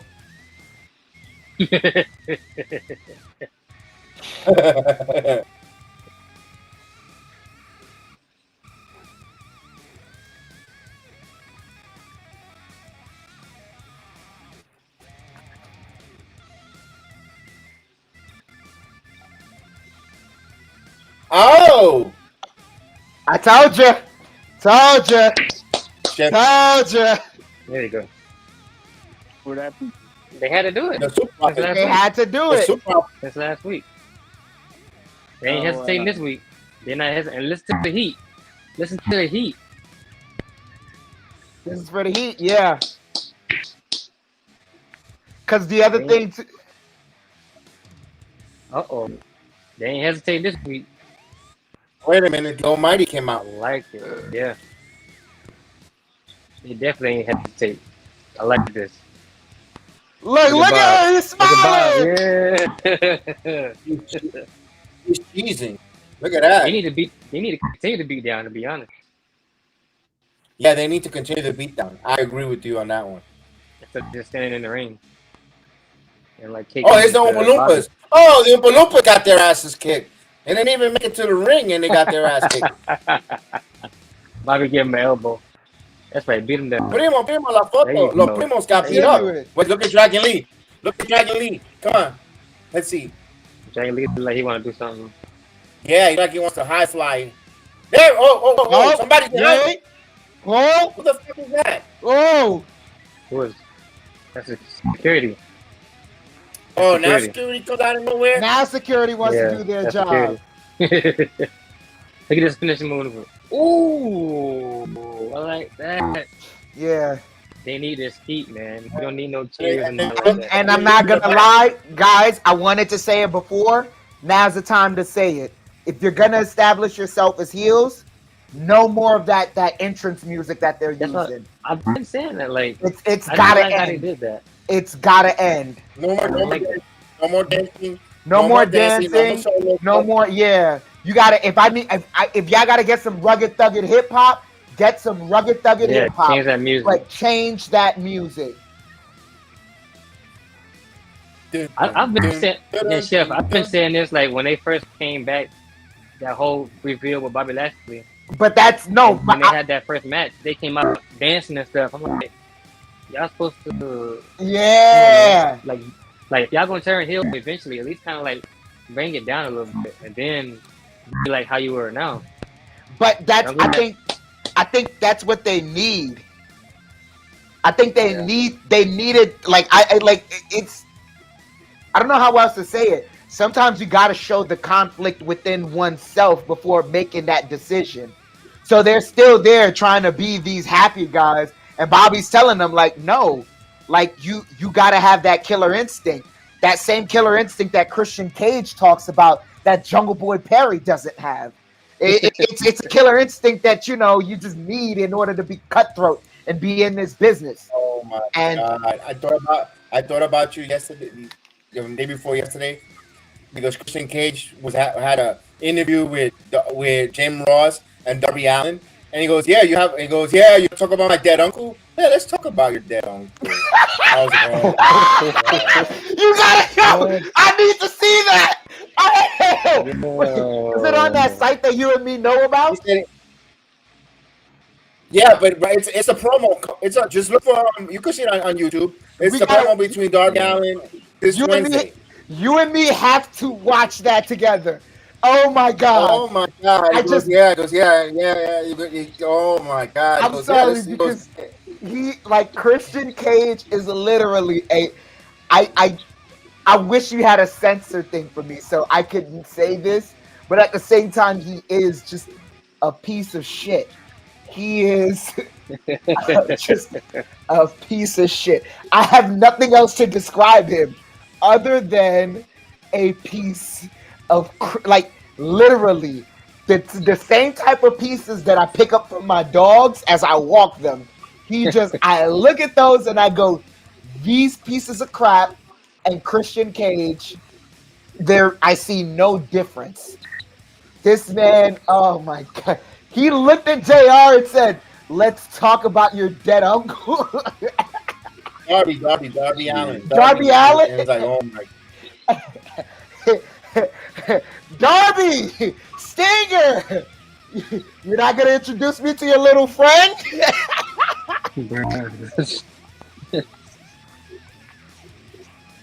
Where was this heel Christian at in WWE? Oh my God. Oh my God. That would have been crazy if you would have said that. Oh my God. Under Vince McMahon's wing? Yo. Bro. Dude, I'm sorry. If Christian was, oh my God. Oh my God. If people thought the Attitude Era was pushing the boundaries before, if he was doing this...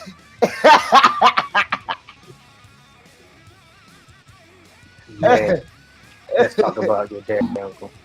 What? And I shouldn't be laughing about a man talking about another man's deceased relative, but my God, he does it so effortlessly. He's a piece of shit. He's just. What's his sign? Is he a Libra or something? Is he an air sign? He seems like he's a turd. He's a turd. That's what he is. He's a turd. I don't see how you could look at that man and think of anything else other than a turd, because he's a fucking turd. Bro. He is. Man. Since going to AEW. This coming heel in AEW, apparently he's. I gotta see that promo. Wait, yeah, let's talk about your dead uncle. That's crazy. That man said, I woke up and chose violets. That's what that man said. Basically. Yo, wait. No, basically. Come on. How hilarious is it that he looks at Jungle Boy's mom and sister and says, you raised a piece of shit. Knowing damn, of course he'd know that they raised a piece, because only a piece of shit could recognize another piece of shit. It's your advantage. I asked for this 2 out of 3 match because I want to see what you can do when you actually wrestle. You're going to be exposed this Sunday in your hometown in front of all your family and all your friends, and I hope you're prepared to live with that for the rest of your life. Now, speaking of being prepared to live the rest of your life, is your uncle going to be in attendance? Your uncle may be in Oh, right, your uncle. He sounded like a great guy, taking his 5-year-old nephew out for a joyride while intoxicated. And what happened, Dory? He's dead. Right. He's dead. Is that what you want to say? Everybody you talk about is dead. What do you want to say? It doesn't define who I am today. You think I'm afraid of dying? Hold up. Nah, wait. You got to translate what Escobar just said. I was playing the Christian Cage. I missed it. Yeah, but you didn't even. I'm sorry. I wish I could get, like, you had my attention split because Santos just went ham in Spanish, and I wish you could tell me what he just said. Oh, they're talking about Jay Cargill on Smackdown. Oh, yeah. There you go. And you know what? Hell, we were talking about this last week about as far as the name. It looked like they're letting her keep her name instead of changing it to something else. All right, I got what he said. He says, I can't believe those assholes came out here and interrupted us in a great moment that we had. We just beat them last week, and they come out here to attack us, those two assholes. So pretty much what he said. They want to know they're a bunch of assholes? They want to be a bunch of assholes? We'll find out what a bunch of assholes are. Call them a bunch of poop shooters, huh?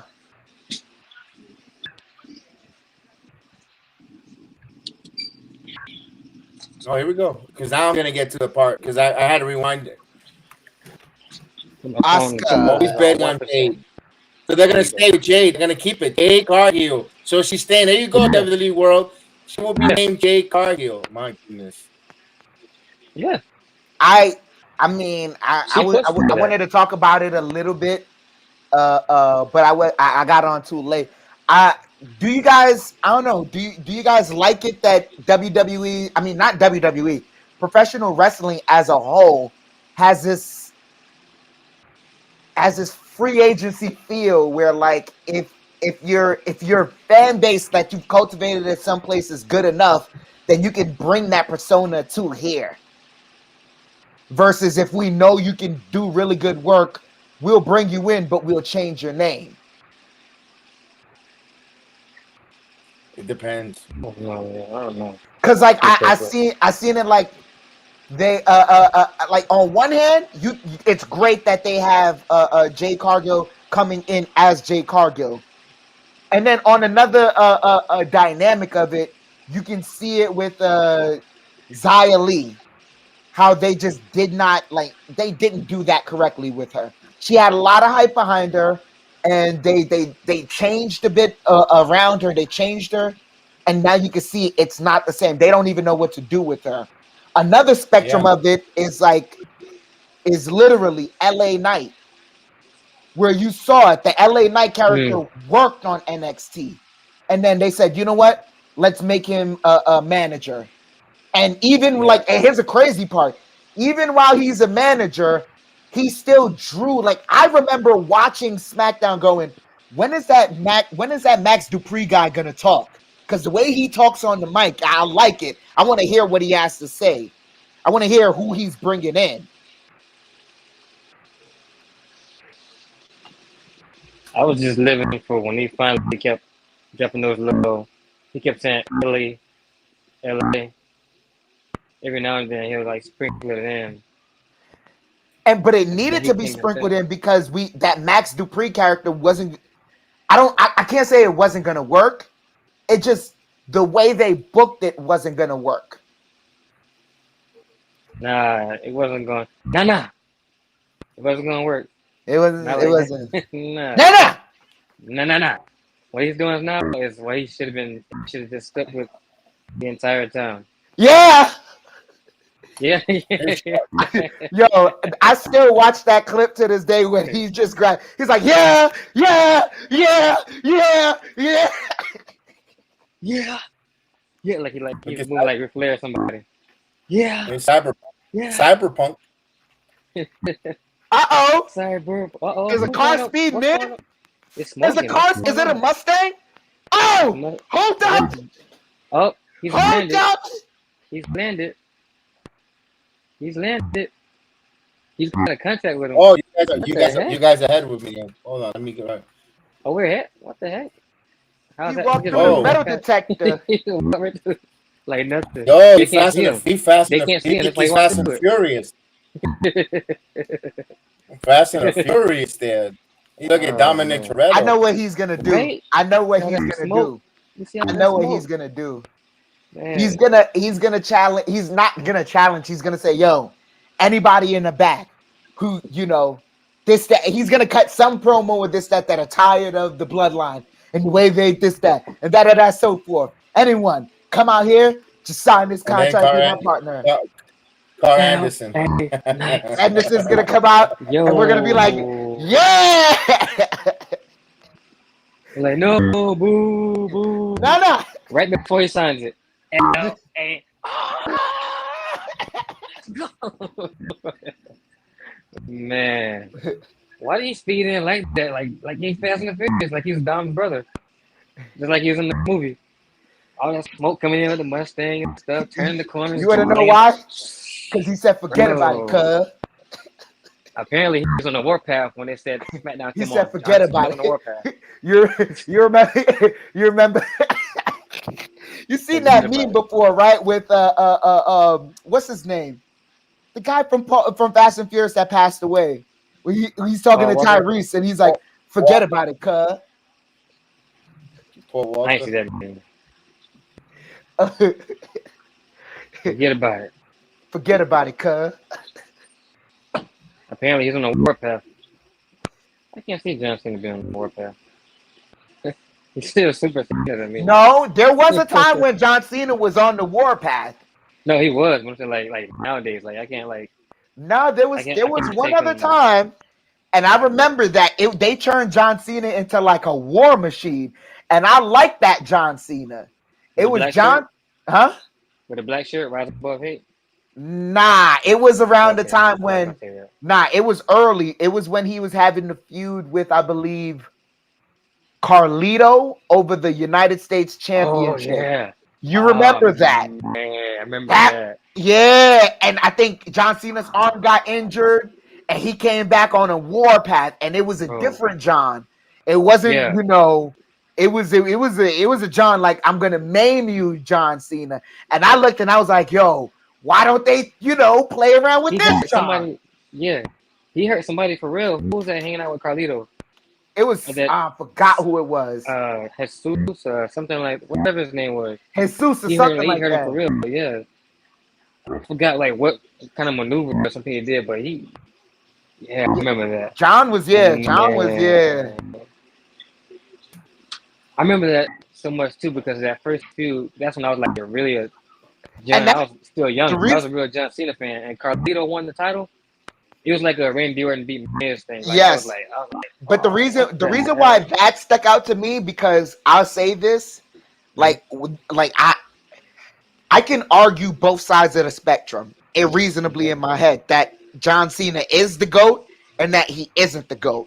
And one of the reasons why me personally, why I always have just an argument in the back of my head, like, bro, you can't be the GOAT if you ain't at least turned heel once. You should have did it. It should have been like Hogan. It's not it's not, and it's not to say like I don't want to take away from his accomplishment, but it speaks volumes the fact that Hogan has a face character just as good as yours, but he also has a heel character that's just as good as that face character. Yeah. When that thing happened, you saw all those kids, all those people crying. He was all shocked. Yo, what the heck? Pretty deadly. Bro, what the These are some clowns, man.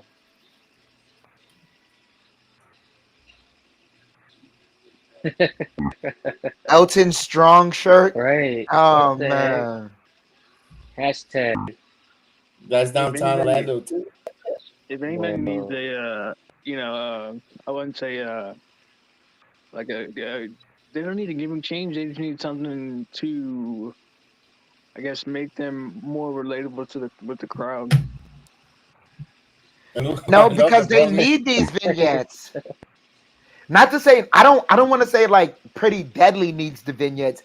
I think WWE as a whole needs more vignettes. They need more backstage promos. Like there's only so much you can do in front of the crowd. The freeze frame. Oh, here you go. Butch. No, call him by his name. His given name, Pete Dunne. His name's Pete Dunne. Damn it.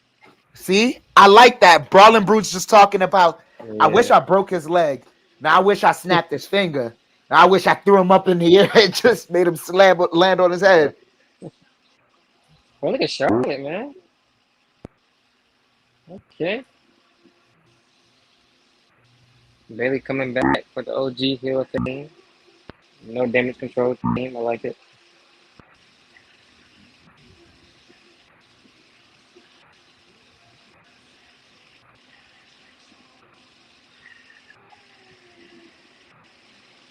How long is Dakota injured? Until February. February. Okay. She said it on her on her Twitch stream. Mm-hmm. I don't watch her. So looking at Royal Rumble. I do follow her on Twitch though. I haven't talked to her. I don't talk to her. I think it's only followers only or subscribers only or something like that. So Apparently she's a good gamer. Oh, she's very good gamer. She definitely is a good gamer. Her and Zelina. Shayna Baszler. I mean, I wouldn't be surprised because women have more dexterity in their fingers than men do. So that would help them out with, the controls. Yeah. I mean, that's true, I guess. They could rub out those buttons. Oh, dear. She got a mic. She got a microphone on. Oh. I wonder if she's single. I don't know if Dakota's single or not. Ooh. Or actually, Io's single. I mean, I would have to brush up on my Japanese, but I.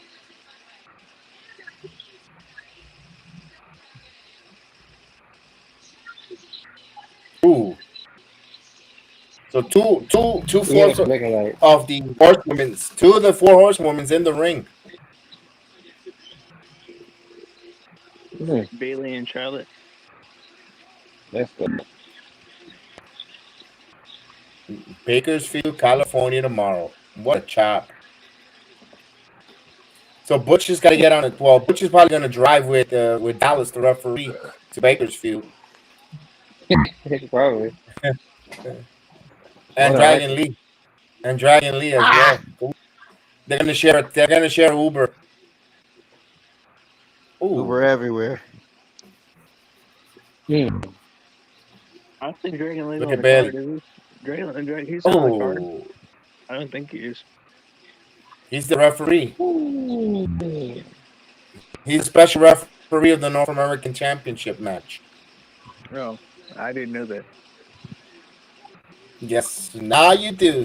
That's why you have to listen to us here on the Hill of the Ring podcast. I think never mind. I'll save it for tomorrow. Nah. Ooh, dang. Nice move by Bayley. Yeah, Michael Cole's face. And Pete Dunne himself is going to be fighting for the Global Invitational Heritage Cup. Yes. He's taking on Noam Dar. Well, do you think they're ever going to change his name back to Pete Dunne, like for real? No, so let it go because we've been saying that for weeks, months, and they haven't done it. They did the Piper Evan, but they said no, he's gonna stay as Butch. They did. You gotta do the audio, kid. Not today. Not maybe today. Maybe he needs to get hurt and then he'll come back as Pete Dunne. That's horrible. It's like Jordan Devlin will never come back. He'll stay JD. You know what's hilarious? I heard they released Gable Stevenson. No, he's here. He's with WWE. He's still with He the wrestled in the WWE. house. He wrestled in the house show on Saturday Oh, in Orlando, okay. right here. He wrestled this Saturday in Orlando. I was about to say they tried to push him early, and He's in NXT. He's gonna be in NXT for his I brother. was about to say he's not ready. He's not ready. His brother's good. His brother is a good heel. His brother is really good. And a nice dude too. I remember we had a conversation with him in his Jeep when he was leaving the NXT that time in Worlds Collide. That was cool. Yeah, he'll be there one day. He'll be there one day, just not now. Not today.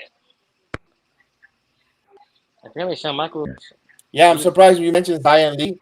Zion Lee, they don't use her at all, and she's still on the roster, which is cool. But I mean, that's because I remember because there's just recently a post where someone was talking about what Becky wants to do as NXT champion, and she's like she really wants to work with a lot of the women that aren't really being used. So like even her wanting to battle Tegan Knox is important for her because it has to be like Tegan Knox. She's not being really used on the roster like that. There's not really a chance for her to rise up in the stories. So do you see them? I mean, do you see her be? Well, that's for tomorrow. But do you see? I'm just gonna say, do you see her retaining the championship then? Who, Becky? Yeah. Yeah, she can't lose it yet. It's like I don't know how else to say it, but she is the bridge for a lot of those women. Whether people like it or not, because she's the bridge because she did a great job with Zoe Stark.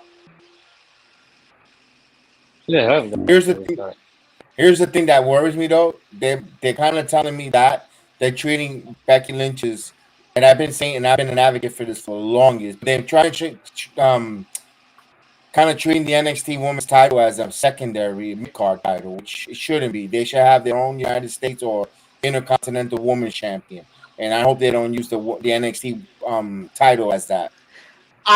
Yes. You're right about that. They got to come up with another women's title. But then again, I ask, like, do you have enough time on TV for that? Oh, hell yeah! With SmackDown, they do, yeah. SmackDown's going to 3 hours once it moves next year in October. Raw is 3 hours. You got main event, and you also got those 4 live TV specials on NBC for 2 hours that they're going to do. You could showcase that. You have Jake Cargill who's going to take over that women's division, and in the top you need that mid card titles to keep women irrelevant because then it's like Now I understand. You're absolutely right about that. Speaking of which, because ladies and gentlemen, this is a great match between Charlotte Flair and Bayley. It's just that I wasn't able to come on early, so there's a bevy of topics I want to talk to Jedi and the fellas about. I want to ask you guys, were you guys surprised by Shawn Michaels' comments about Mustafa Ali? Because that one shocked me. Like he said he was actually upset about the release of Mustafa Ali because he had plans and he had hopes for Mustafa to be something in NXT. He had a lot of plans for him, and he just saw a lot from Mustafa. Like, did that surprise you guys? Yeah, it did. I mean, like when he got released, it didn't make any sense. I mean, not the release. Shawn Michaels' comments on Mustafa Ali. Well, because it really didn't seem like anyone. I don't want to say it like no one cared about him. It just seemed like they didn't have the time for him. Well, Shawn did say that he had plans for Mustafa until what was it, February or March of 2024. So yeah, he really wanted to use him. I mean, and they were like pushing like, and still are pushing like a lot more storylines towards towards the NC Championship, and mind you, like he even said it in promo as far as like not to go away from what Shawn Michaels said about him, but utilizing the North American Championship on Raw and them having a title shot before him on Raw, and then just him having that, cutting that promo about it. I don't know if I like honestly believe what Sean said as far as like he was upset. Like I heard that they were. I think he heard about it before Mustafa Ali even knew about it. Like he was gonna be released or something like that. I don't know how true that. Damn, I don't know how true that is. But as far as just like his comments, I don't want to say I don't buy it, but it's just like they weren't really like using them. They weren't really like utilizing him. It kind of almost felt like he was on the main roster in a sense that he wasn't being used, or they didn't really know what to do with him, so they just try to like find ways to put him on TV or something like that. I don't know. That's just my perspective on that. How old is Mustafa Ali? He's still like 37, relatively young. Because I was about to say like the thing with him that I find the issue with Mustafa is like he has the same problem that the young guys have, is that they're great in-ring performers, but as far as cutting that promo, yeah, it was a little much. I mean, apparently he's doing a world tour now. They kept Baron Corbin, but they let Mustafa Ali and Dolph Ziggler go. It's kind of crazy. Uh-oh. Well, my thought with Mustafa Ali with that, as we got Oscar coming in to help out. Ooh, it's not like it's gonna be a triple threat. Yeah. With I kind of don't want it that way, but that's what they're going to. Yep. Oh my God, I don't even speak Japanese, and I read that. ah.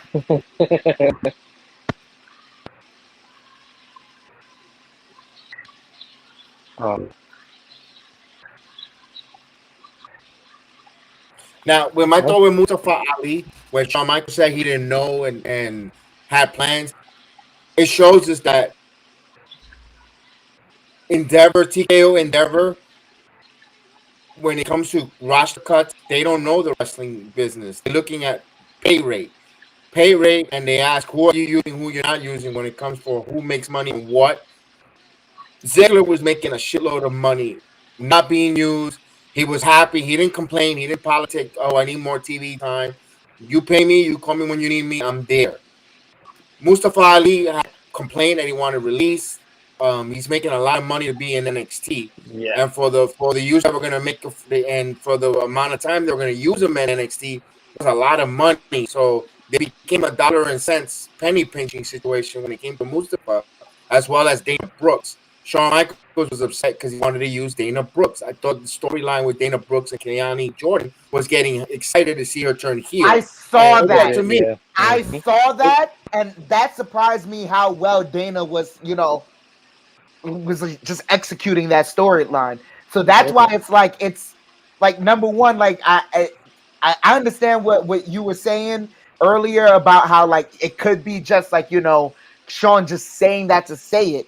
But on the other hand, it's like, Sean is doing really, really good work on NXT. So if he sees something and it's like, like it's one of those, like, I don't know how else to say it. It's one of those creators. It's a creator's dilemma where they feel like, all right, you're not giving me enough to work with. Also, remember the names that released that were Dabakato. He's getting paid a main roster salary being NXT. That's why I remember I was saying that I think that's a name that might get cut.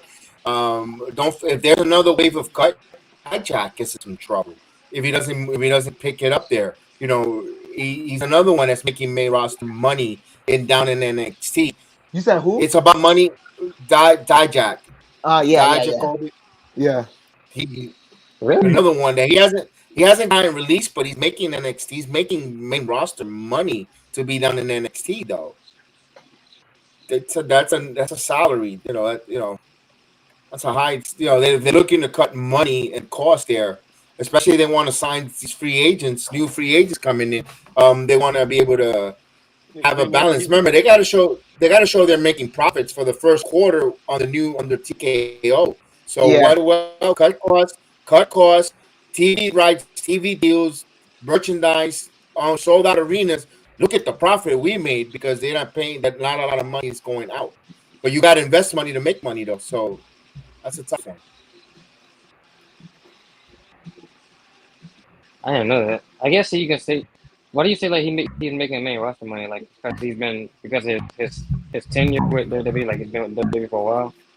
I think it's just the details, like certain details of his contract probably came out in the news as well, just to say like, you know, he's yeah, because that like that's another thing that's kind of I'm seeing with wrestling now, like they're treating like it's going like as much as it was sports entertainment, they're bringing the sport element back into it with these post game conferences and you know the free agency of these wrestlers and how they're marketing themselves.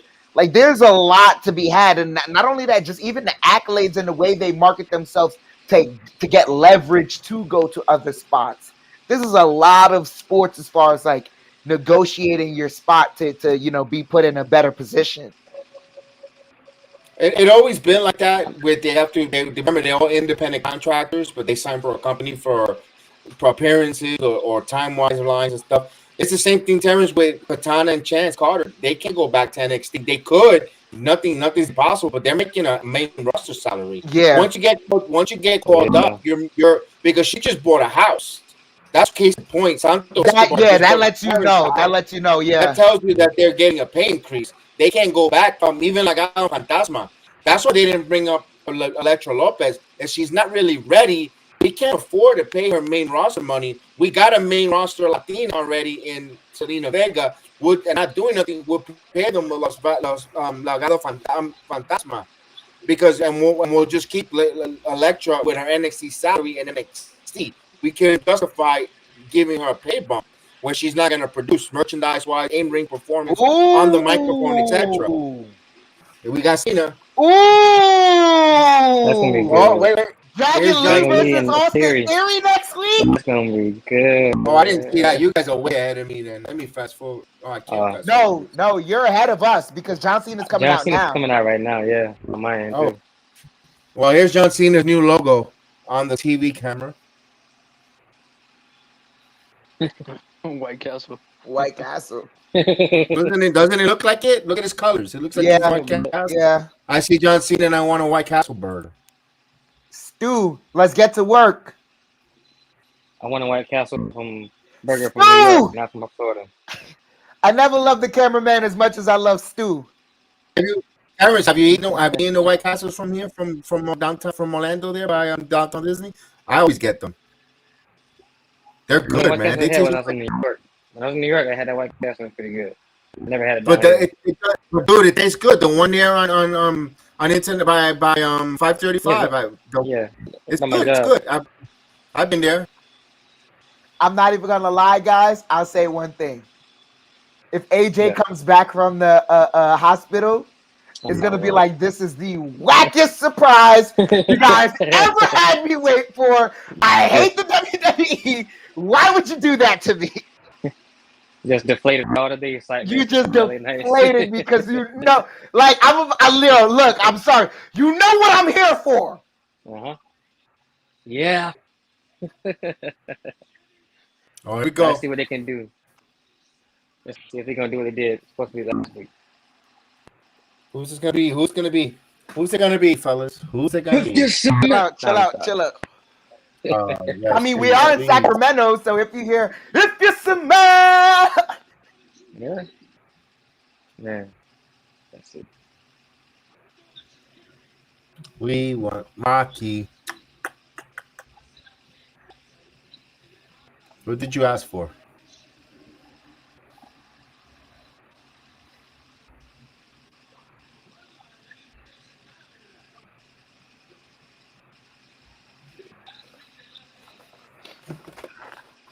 There's a big problem. Okay, what's the big problem? Oh, you don't have a partner. Oh, wait, you guys are behind. They also left you with this. This is what you asked for. a signed contract for a match against the Bloodline at Fastlane.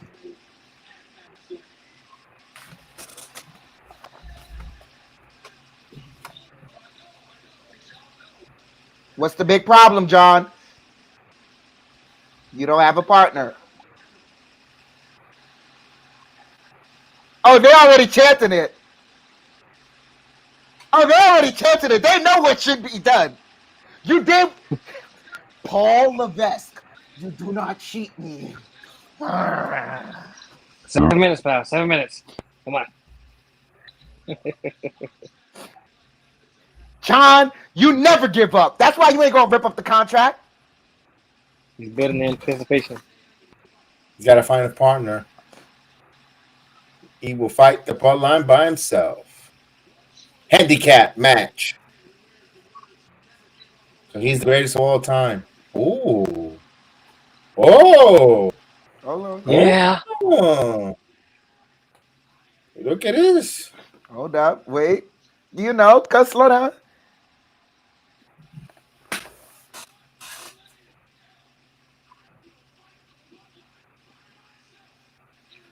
On a 2-on-1 handicap match. I don't want to see that, John. No 2-on-1. No.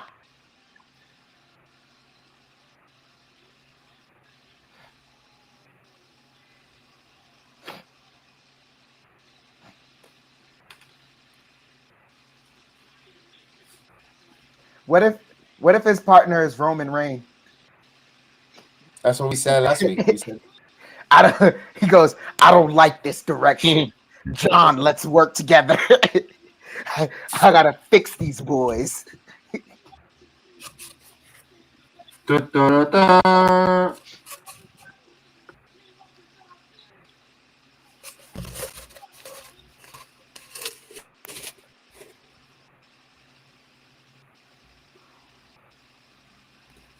It's Cody Rhodes. It's freaking Cody Rhodes. It's Cody Rhodes. I'm sorry, I'm nervous. It might be Cody Rhodes. Adrenaline In my pants. Something about Cody Rhodes. Whoa. Why would we Cody? Did he tell Solo to just bring it? He told Solo to just bring it. Uh-oh. To bring it. Oh, there goes the souvenir. Come on, Sakoa. Oh, drop kick. Hip attack. 5 minutes, pal. 5 minutes. Another hip attack. Oh, another back-to-back hip attacks. Oh, now it's another super hip attack. Oh, a lot of momentum.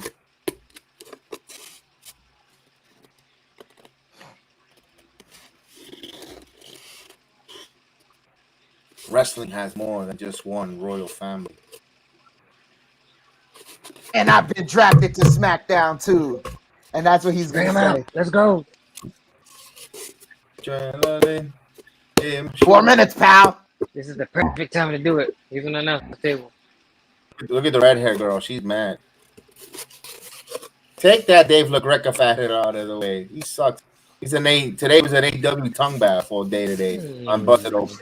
That was so boring. Although the Sergeant Slaughter was trying to kick it to Thunder Rosa. That was hilarious. No, don't do that. Espérate, ¿qué es esto?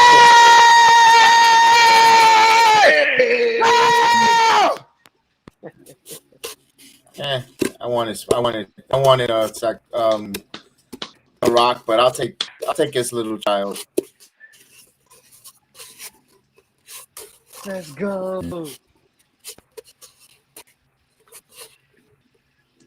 LA Nate. Yeah. Let's go. Yeah! Let's go. Oh. Come on. Ooh. What a slam. People's elbow. Here's the people's elbow. I know, right? What are you going to do? I know. Yeah! Night. Yeah.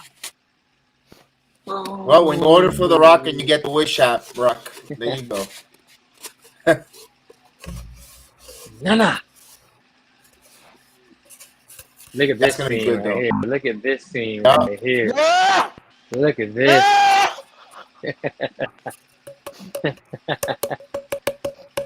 Oh, you're gonna sign it. Bro. Sign it. There you go, megastar. Listen to the crowd. Listen to the crowd. Look at Cena. He doesn't know what to do. Cena. And look, I love Corey. Is it Corey on there? And it says, yeah. Yeah. And they ended with playing LA Knight's music. That's what I'm talking about.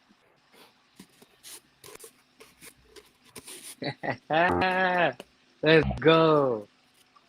So, okay, Cena and LA Knight taking on the Jimmy and Solo Sikoa. I'm sorry. I'm sorry because this is gonna now Friday night SmackDown next week is going to be the go home show. Literally going to be stop. Let me I'm sorry. Hold up, fellas. Let me get my shit off. Let me say this right now. If you do not have a promo where both LA Knight and John Cena are back and forth making fun of Jimmy Uso and Solo, you have messed up. If you don't have a promo with John Cena and LA Knight, period, just joking on the bloodline, or just talking that talk that you have messed up. Oh my God, yes, because they didn't even touch the mic together. That's the issue. They didn't even cut a promo yet. So next week gives them the opportunity. Yeah. Well, they only 2 minutes. They went off the air 2 minutes early, man. Yeah, he said, cut it up. You're over 2 minutes, pal. And now level up hasn't started yet. We're gonna level up now. Stand on to the Peacock. Switch over to Peacock to Level Up. We're gonna watch Level Up too. We've been doing that on a Friday. Time out. Wait, is this what we doing? Is this what we doing? Yeah. Yeah. That's what we've been doing. That's what we've been doing. We've been doing that. So we've been doing it. SmackDown. Where's Level Up? Where's Level Up? Peacock. WWE. It's on the cock. It's on the cock. Peacock. Yeah. But hold on one second. So they're doing I guess they're like taping for like they're taping different matches for different shows now, apparently. Because tonight apparently they're gonna show Ariana Grace when she made her debut last week, I think, on Level Up. So they're just like showing different matches. They're showing some from this week too, but they're just like, which is weird. I don't know why they're doing that, but they're making it up a little bit. You know what it is? So they Dutch beats don't tend to. Yeah. It's just weird, but okay.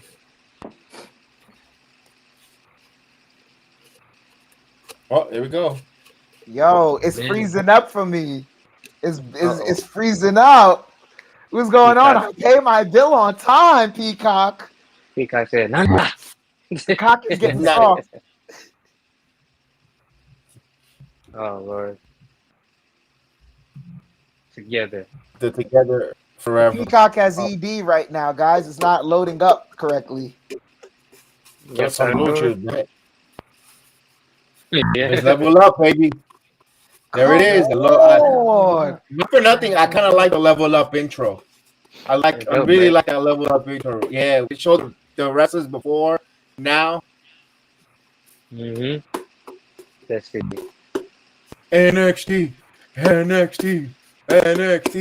And you can see the crowd is so enthusiastic because the first match and they're full of energy. Look at TV.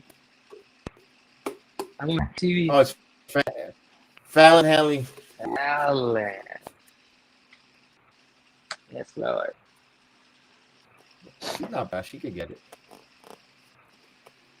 I have a question. What are they going to do with Julissa Leon since Valentina Ferrari? Oh, mines ain't working, fellas. Valentina's still in NXT. Julissa's not. Julissa asked for her release. She wasn't given a cut. She asked to be released. Oh, I know, but what are they going to do with Julissa or Valentina now? You gotta figure it out. I don't know. I gotta figure it out. I will put it with Lola Vice and Hey. They teased that. They teased that while she was hurt. Here's Ariana Grace. She lost a lot. She lost a lot of weight. Right? Yeah. She lost a lot of weight. Kev, She did good though. you know what's gonna Kev, you know what's gonna suck? Cause now like all right, now they're on NXT level. I can say this. It's gonna be terrible. Not and you just gotta let me finish this thought. It's gonna be terrible when they bring up Trick Williams and the guy who's not on the announce table is Booker T. Because when Booker T goes for those ad libs with the crowd, I'm not gonna lie, I just spent a whole day yesterday just listening to Trick Williams' entrance with the crowd just going, "Whoop that trick," and Booker T's going, "What? Whoop that trick? Huh? Whoop that trick? Yeah, whoop that. I like it." Yeah. It's like, bro, you can't. Yeah, man. You can't deprive me of that. Now I'm greedy. I want it.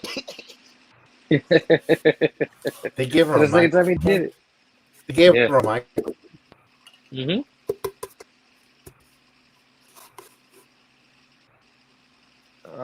The cock ain't working for me right now, fellas.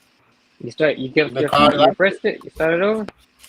Yo, she lost a lot of weight, but she still looks thick here on camera. See, that's why you can't go by the camera. She looks thick, like fat, but she really is lost a lot of weight. Like, Yeah, you touched a lot of weight. Error code CVF185279. Oh, what the hell is this? Yes, fella. Hey, Rihanna. okay. Here we go. I forgot why I was sitting there. At the welcome back. You were sitting by the Booker T side, right? Yeah, I think so. I think I was in the upper section, I believe. Damn. All the elbow tie up. Kiss the finger. Kiss the ring. Oh. Oh. Come on. Jedi, you ever had a slow moment and realized you was being slow? Oh. No, yeah. What happened? What's going on there? I'm asking myself, why can't I watch it on Peacock? And I'm like, I'm pretty sure I have another place that I could watch it. Oh. Man, there goes. Hey, I saw you turn. I think I had like a black shirt on or something. Mm-hmm. You're clapping right now. I saw you clap. Yeah, I'm cheering for Ariana, I think. Yeah, Ariana. You're like in the third row. I think so, yeah. Ooh, damn, what a kick. Dang, fella. Look at Bubble Boy. Look at this. Oh, what a punch in the face. No, you're actually in the fourth row, not the third. You're in the fourth row.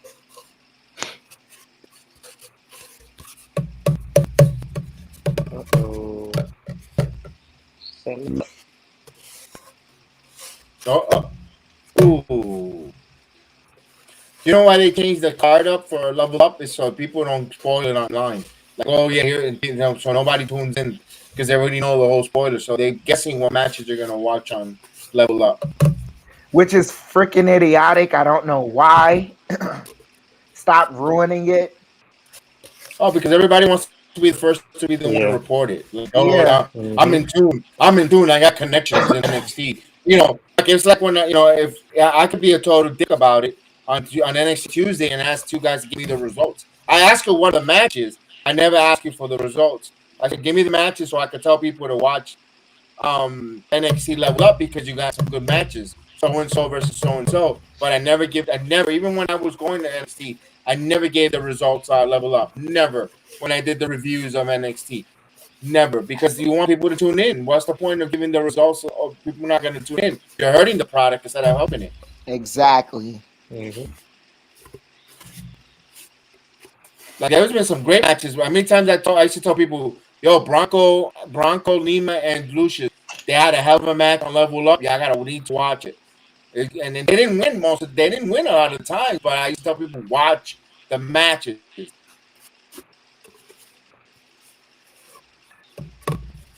Yeah, a little bit. They're doing all right. Ooh. I think they need a clap going there. Yeah, a little bit. I think we just like trying to see how Ariana was doing in the first match back. Then again, they're trying to get the back going. Oh, there it goes, picking it up.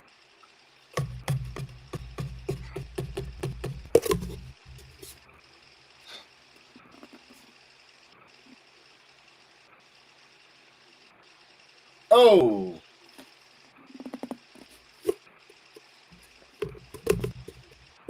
Uh-oh.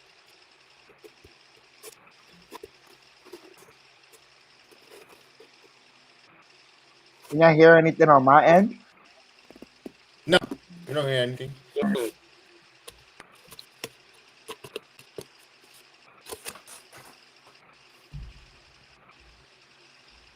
Ooh. I'm gonna be behind you guys a lot. Oh, Adrian Butler. Oh, match over. Oh, Yeah. okay, so I'm right with you guys. The match ended just now. She tried to cheat, and then so the other girl won. Oh, Yeah. it's so funny. They now Edge removed from opening of SmackDown. Ed missed AEW rival removers. Oh, come There you on. go. They're so thirsty with that. I mean, because we signed Jay Cargill, I said it first, and I always said it. Edge will benefit going to AEW. To be honest with you, he will benefit. He's not a main eventer in the WWE. He's not in the main picture. He's not going to be Roman for the world title. He's not going to be Seth. He's not. It's his time to come already. It's not only that, but it's like, yo, for a storied career like Edge, the only thing you would put him back, like the only thing that would work for him to be consistently on screen at this point would be like for him to be like a brutish type character. Like when I say brood, like I mean like when he was with the Brood with Christian, being that silly type character, doing backstage stuff, messing with people from time to time. That'd be it. Who's this guy? Riley Osborne? Who is this guy? Oh yeah. Oh yeah. He's good. I don't know about the promos. I can't hear it as much, but he's pretty good in the ring. Miles Bourne. Why do they keep jobbing Miles Bourne?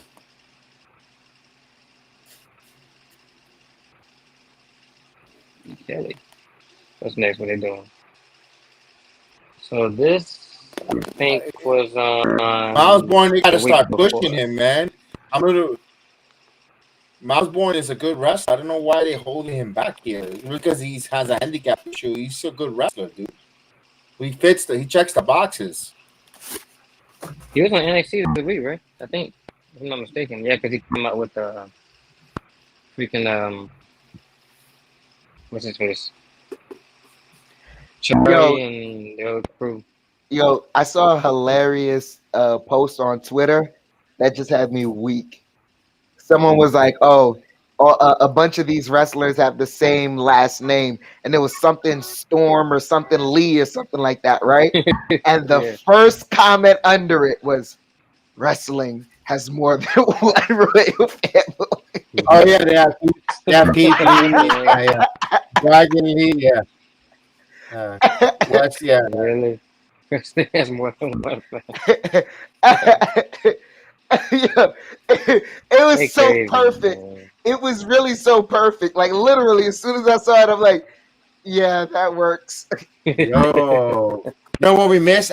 As soon as SmackDown went off the air, they had a dark match. Dominic Mysterio versus John Cena. What? Dominic doing extra work. Yeah, he's gonna fight tomorrow too. Dominic's do doing Seth a and whole bunch Gunther. of work. They're gonna do Seth and Gunther, I think, apparently. It might be like the second dark match. If so, that crowd gonna be lucky.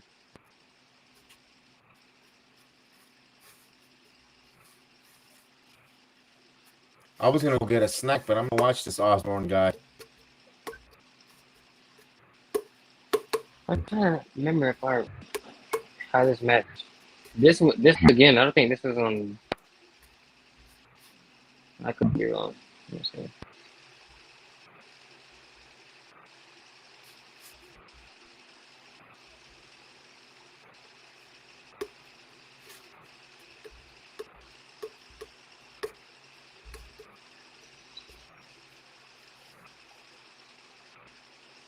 Okay, so this was another one of those matches that was taped last week, not this week.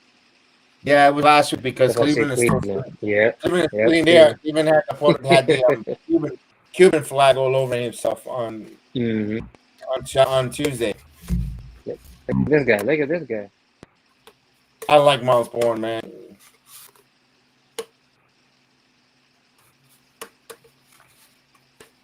But Riley moving too. Ooh.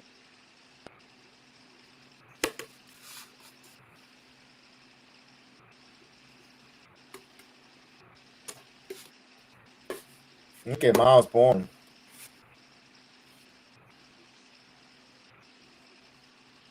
Okay, because all right, it seems wrestling really does have more than one royal family. So they're both Bournes. Who's Riley and who's Miles? Yeah, Riley is one of the Riley is the Riley's one. darker hair. with shorts, and Miles is the one with the long pants. Okay. Miles gave me a pro. Miles gave me Ooh. a little bit of an interview, just like Buffer. I got it on the wrestling show there. Miles Bourne, shout out the channel. He was cool.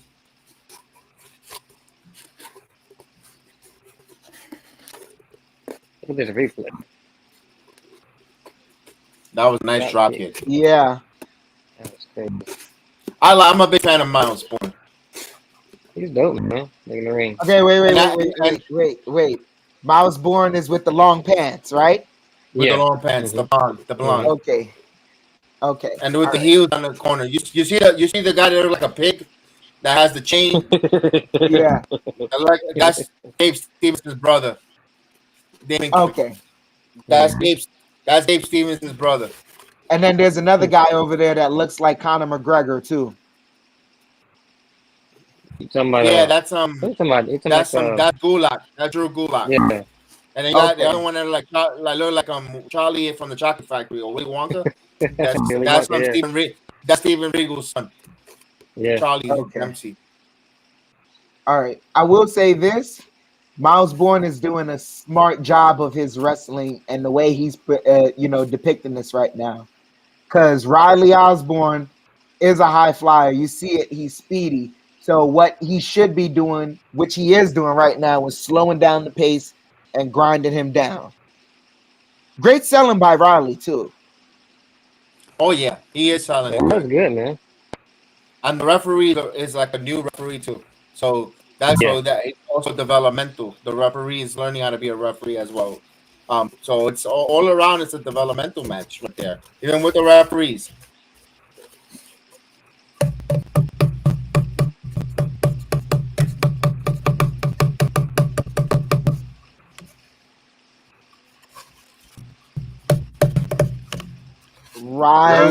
Riley does have to do a better job, and maybe that's the referee also as well. He has to do a better job of gravitating to that crowd's attention. The crowd really loves him. Let's go, Riley, in that hold. He should have did the pump with the crowd. Oh, he got a little comeback going on. Uh-oh. Yep. A little hip up. That must have been the first. Well, no, it's the second match. Yeah, second match. Ooh. Is he gonna fly? Is he gonna fly? Yep. Ooh. Oh. Nice. Oh. That was dope. That was like something like Ricochet. I'm not even gonna lie. That move right there already puts you on the spotlight to be like, okay, we might want to see a little bit more from you. Yo, he flew and glided. That was nice. Looking like Ricochet a little bit. Yeah. Ricochet. Yeah, but he's a bigger athlete, so like, I don't know how else to say it. He can do a lot more. Like, oh, sorry, No, he good.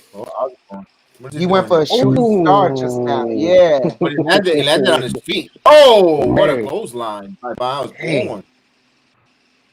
Wait a minute, that's Look at that submission. Oh, what a submission! Oh, yo, yeah. when did he come up with that submission? Yeah, whoa, Miles. Yeah, I never seen him use that submission hold. That's nice. Yeah. Man. All right, it's about time Miles Born get a victory. Good job. Yeah, man. Nice. I'm impressed. This match was good. From Born, from Raleigh, shooting star press and the outside, and nice. That clothesline. That clothesline, man. And he's look the way he dropped the knee. Now you have two phases of the submission hold, because you have one where you can just hold your knee up, and then the second one is, as they're selling it, oh, he dropped the knee and he's really wrenching at his neck and his back. He got that earring too. Like, he's turning heel. You know what? It's working as a heel.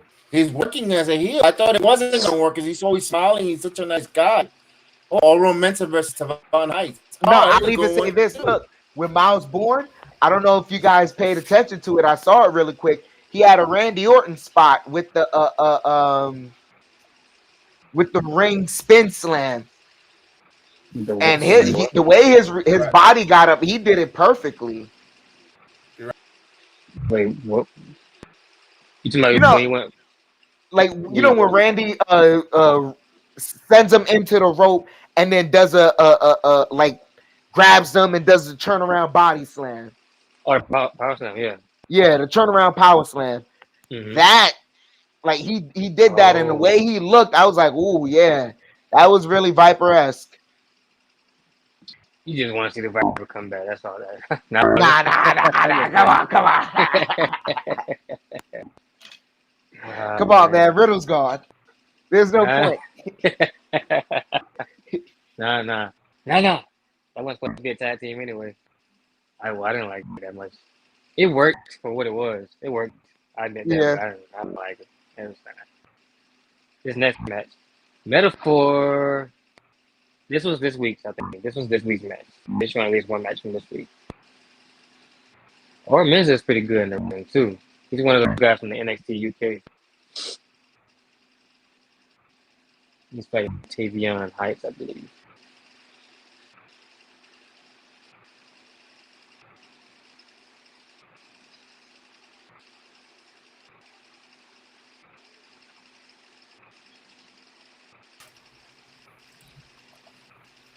Oh, his metaphor, perfect timing. Got to see Lashley come out. Okay, this was this week's match. This is from one match they showed from this week.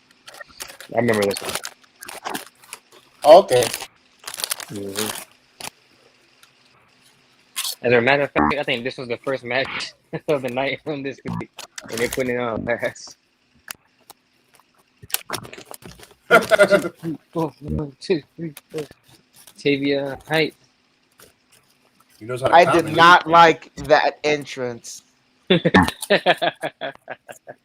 I did not like that entrance at all. It was sponsored by Sesame Street. Sorry, and then you do a bow. But Tavion can wrestle though. Look, it's not about it's the aesthetics. He doesn't have the aesthetics down. You need to hang out with Damon Kemp more. Yeah. Jakari's always like to be sucking on things. Yeah.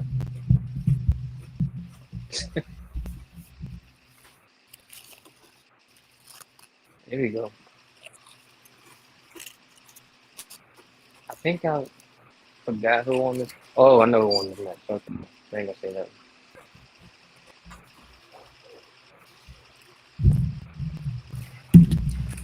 Oh, Mensa.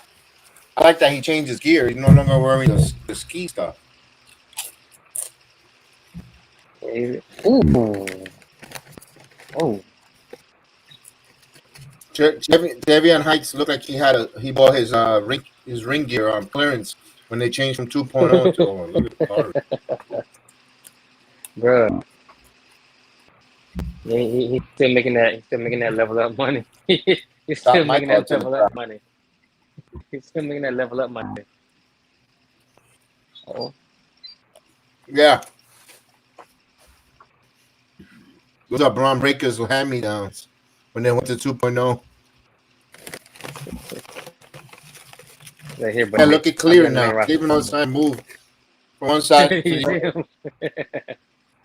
And Jay's over there too now. He miraculously appeared out of nowhere. Oh man.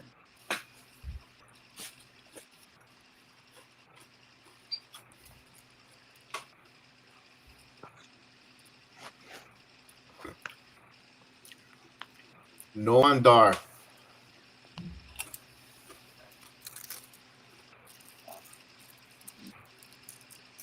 Are they getting a clap going?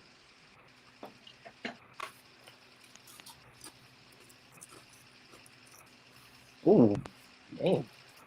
You know, it's funny. They already knew the outcome because they're doing a commentary with like it's tomorrow, like it's live tonight, and they already know the card for tomorrow.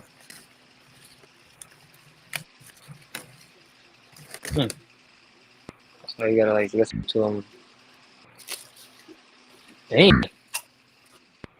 Jeez. Kick up. There you go.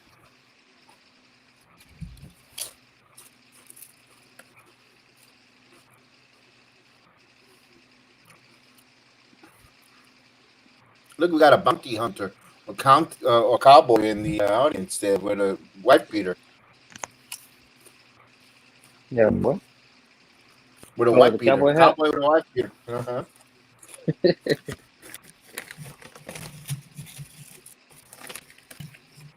Menzo, the aggressive side, man. He's going at him.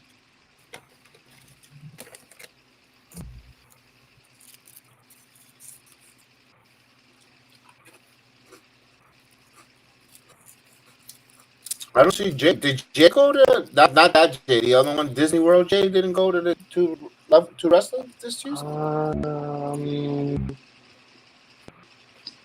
don't recall seeing him. Not this week, I don't think. No. Usually you see him next to Chewbacca, his friend Evan.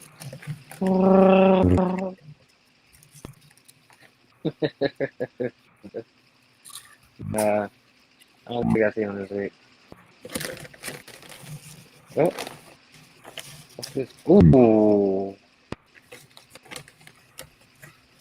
Here's Mensa. Look at that. Oh, he missed. He missed. That's it. Okay, RVD. Uh-huh.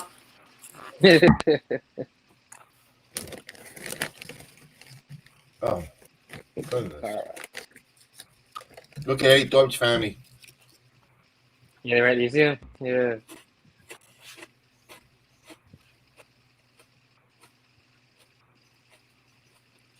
I think that's where Bobby stopped going. What? Did they throw screaming stuck on? No, oh, here we go. SmackDown for tonight was unexpected ending, but BXUC Adriana Gates is back. Yes, we saw she's back. It's good to see her back. She needs to step it up.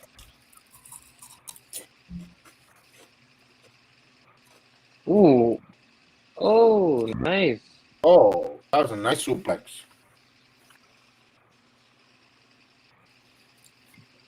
Yeah, that momentum. You're watching it. Let me ask you this, Chef. That the match hasn't ended. You didn't like his entrance. What do you think so far in his in-ring? I think Trevion got it in his in-ring.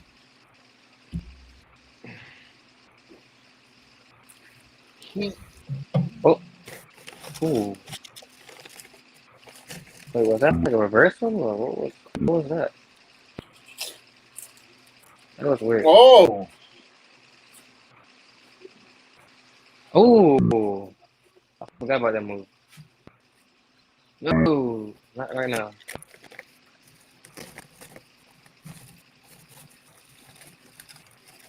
His hair tie is coming out.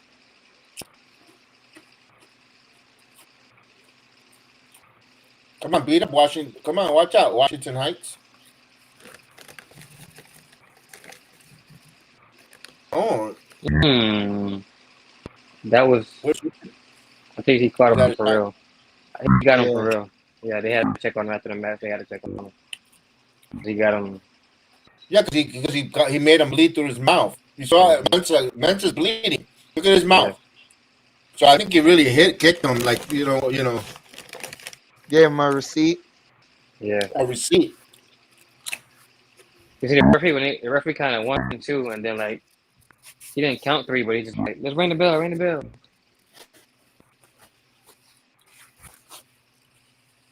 That's probably where he. That's it. Yeah, that was the third match. 3 matches, pal. Yeah. Cut off, pal. Oh, they cut it off. It's not even 10:30 yet. You didn't even give me another look at Last Legend. Come on. This is a trend the past 2 or 3 weeks. Cut it off at 10:28, 10:29. So they owe us 3 minutes of programming. 3 minutes of programming. Man, Man. what's up, show there? What's up? What's up? The best match part they show was Miles Bourne. What'd you call it? In my opinion, from what they showed The tonight. best match was the Bournes. Yeah, Yeah, that was the good. Bournes. That was good. The Bournes. Yeah, the Miles and As Ruddy. far as Tavion Heights, Mm-hmm. he's good. His moveset makes no sense for how good he is. Okay. Like it's a lot. Like he has a lot of inconsistencies that make me ask the question of who he is Fair. or who is he trying to be. So he needs a lot of development because physically he's there. Like you can see it. A lot of these guys physically they're there. Both the Bournes, I think they should be brought up to NXT. Like start having them cut some promos, having them involved in storylines. Yeah, that's how it normally goes. They fight for Level Up for a while, and then they start making their NXT debuts. Like I'm like, oh, okay. Meanwhile, we've already seen them so many times. So when they do fight NXT, it's like we already know, like We got a gist of who they are. Okay. Yeah. But Tavion Heights, he needs a lot more seasoning in Level Up. He needs a couple more levels. That's why it's good when he goes out and they do a lot of house shows. Like this weekend, they'll do Friday, Saturday house shows. They'll travel up and down all over Florida doing house shows, and that's where they get Javion gets all those bumps and all those the bumps and in-ring ability and matches, and right now they're just trying to figure out what kind of style is he. Miles didn't know what he was either. Now they're making him a heel. He was a tweener, so they find his niche. But see, here's the crazy part: the look he has, it screams heel. But that's now. He wasn't. He was always smiling, very happy to the crowd, very nice kid. He was, and now he's there. Like there you go. Yeah. Now he's got the ring. Now he's got the earring and stuff in his ear. Now he got the earring, and he looks like one little piece of detail, and now him more serious. It kind of okay. Even when he first turned heel, when he on the Level Up on NXT, when he was a part of that 6-man, when he was with Fallon and Briggs and Jensen. He still didn't look like what? Like you didn't understand. And then now, today, first time he looks like a real heel. When he did that up close, like, damn, he does look like a heel now. It's starting to work. It's starting to kick for Miles Bourne. In my opinion, watching him all the time, watching him over and over, and finally, to me, tonight, he looked like a heel. Like, they unlocked something, finally. when it comes to And more. that submission. And that submission maneuver. That was really that was good. dangerous. That was nice. I like that. This was good. This was a good. SmackDown was good. It's next Saturday. Next Saturday is the Fastlane. Next Friday will be the go home show. A lot of shenanigans or build up. It'll be interesting to see. What that card is going to look like for going forward. And Sarah just left, and we were going to just talk about that mask because he wanted to be all over the place with AEW. But hold on, let's set up. Let's first set up SmackDown. I didn't want to talk about I know the main event for tomorrow is gonna be Trick Williams versus Ilya Dragunov, but my main event is really gonna be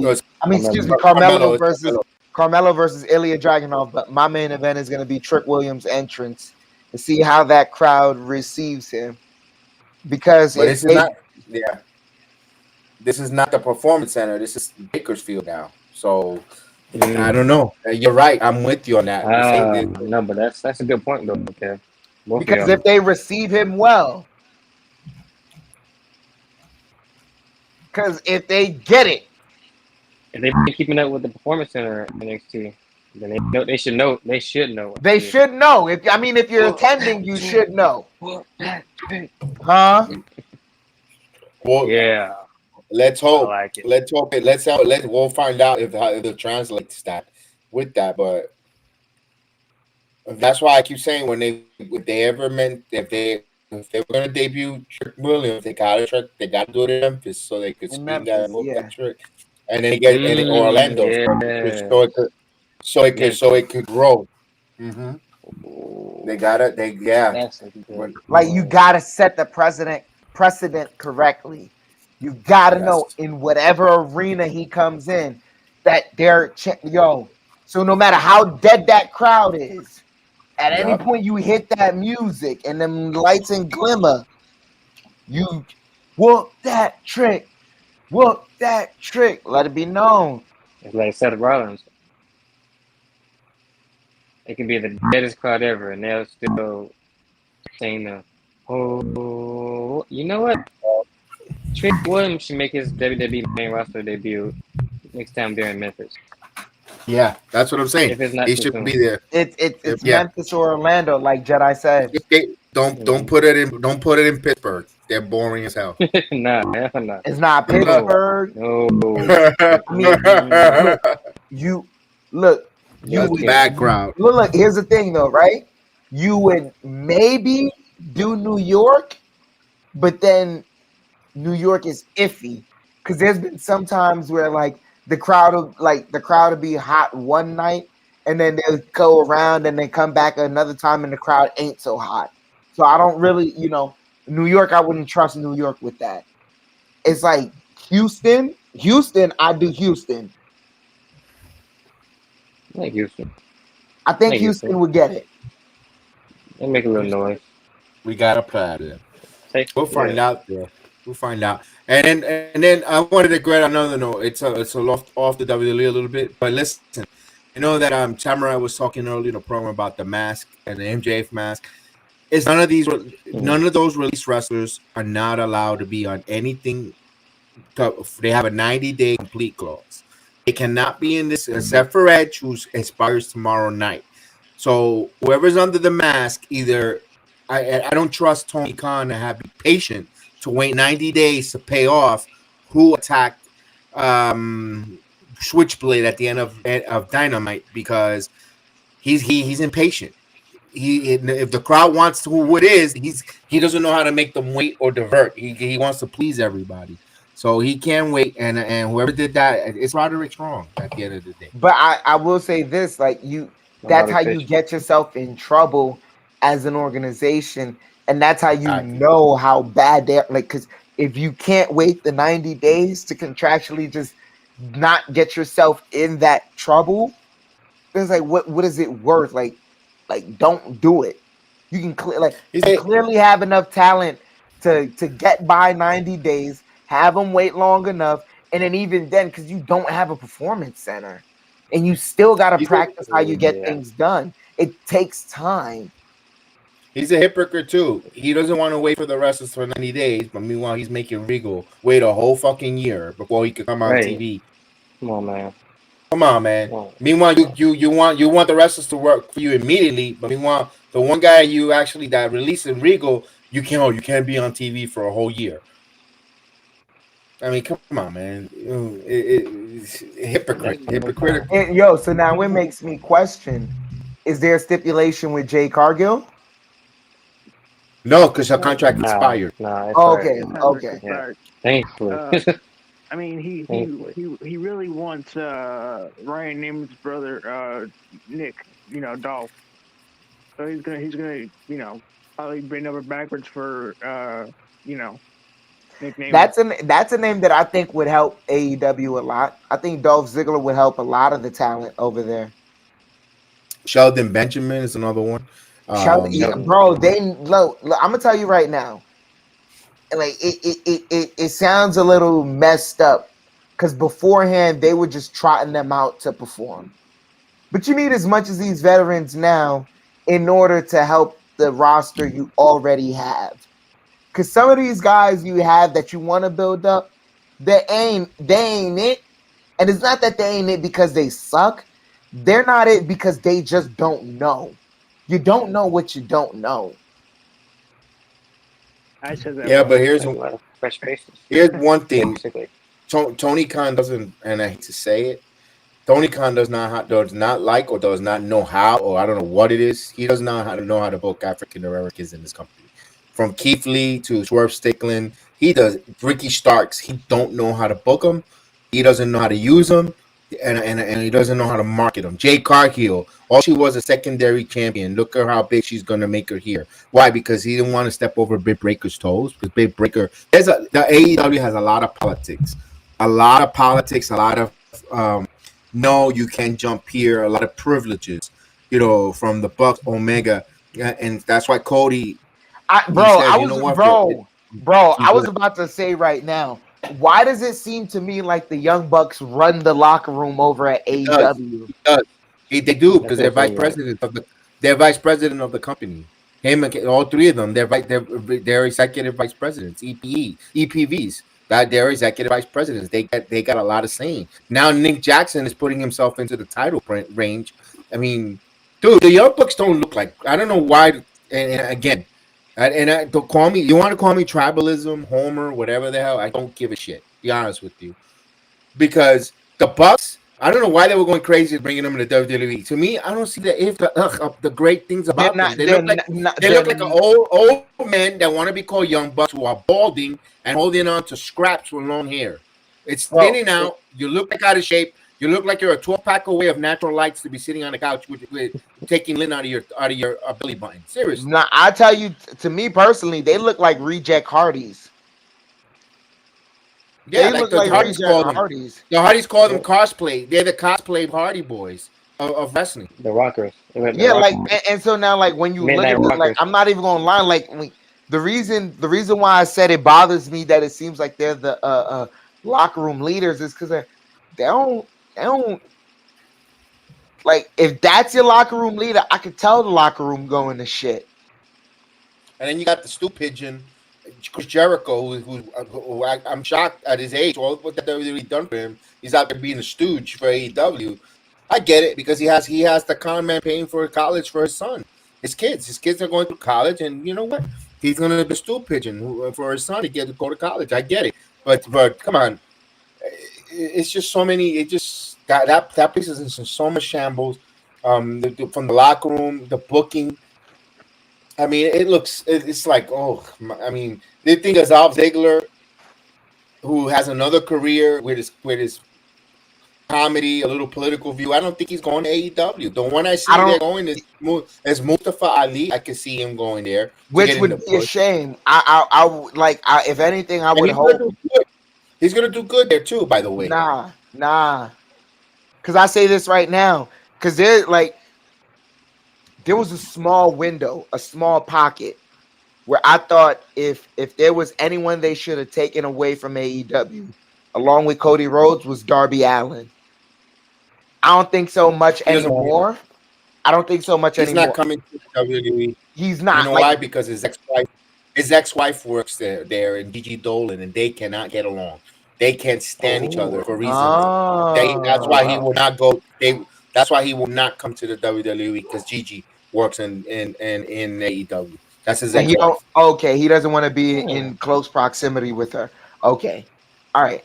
But like, man, like, like, I don't want Mustafa Ali. If anything, I would hope that he waits and then tries to sign back with NXT. I'd want to see what Shawn Michaels would have planned for him to return back to NXT because bro, that's nah. No, they like I'm glad you mentioned that because they did say that they could bring back some of these talents that release probably on a cheaper deal, and maybe he is one of those names that will go there.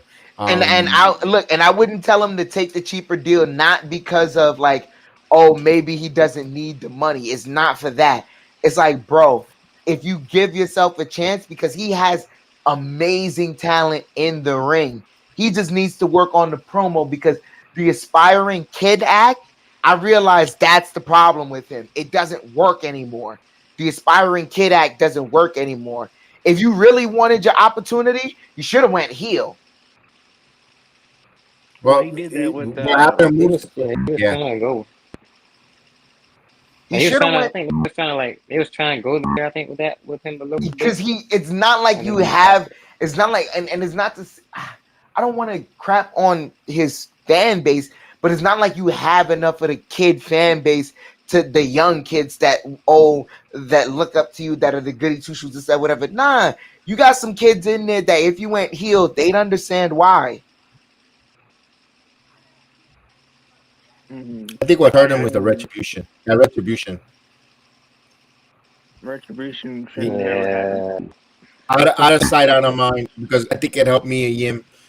Out of sight, out of mind, going to Impact and then coming back to the company. You know, even though she's with the OCs, and it hasn't been taken off too much, but you don't think of me and Yim in that retribution stink because she left and went away and came back. I think that's where Mustafa needs to go away for a little bit. Okay, and come back. Yeah, that's my opinion. So then here's what I say. TNA. Impact, yeah, he will do great Impact. Yeah, Impact. Think of Mustafa Ali wrestling to have a match with Trey Miguel or Zachary Wentz, Speedball Mike Bailey. I'm just throwing these names because that's the type of match high flyers there. Even with Joe Henry, Josh Alexander, there's a lot of Alex Shelby.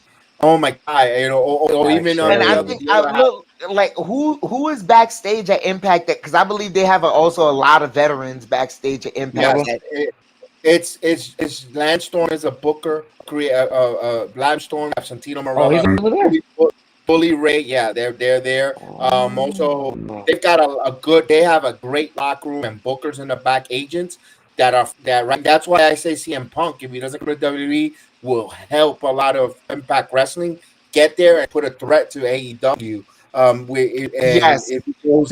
If he goes there to help out there, and there's enough veterans in that locker room and leadership that could keep him in line or keep not have the shenanigans that happens in AEW, because Scott D'Amore isn't Tony Khan that allows the wrestlers to walk over him, because Scott D'Amore was a wrestler himself in Canadian and wrestling, and they kind of respect him because he's taken the bumps. He's been there, done that with you guys. It's like for instance, let's say I open up an electrical company. I'm an electrician. I could tell people the ins and outs because I did there. I've been there. You know what? I installed these stuff just like you, and I know the troubles you go through. Now, I can't go into going to Chef Dan's world. I can't go into the kitchen and tell all people to cook because I never was trained to be a chef. But I own a restaurant, and I'm gonna tell you how to cook.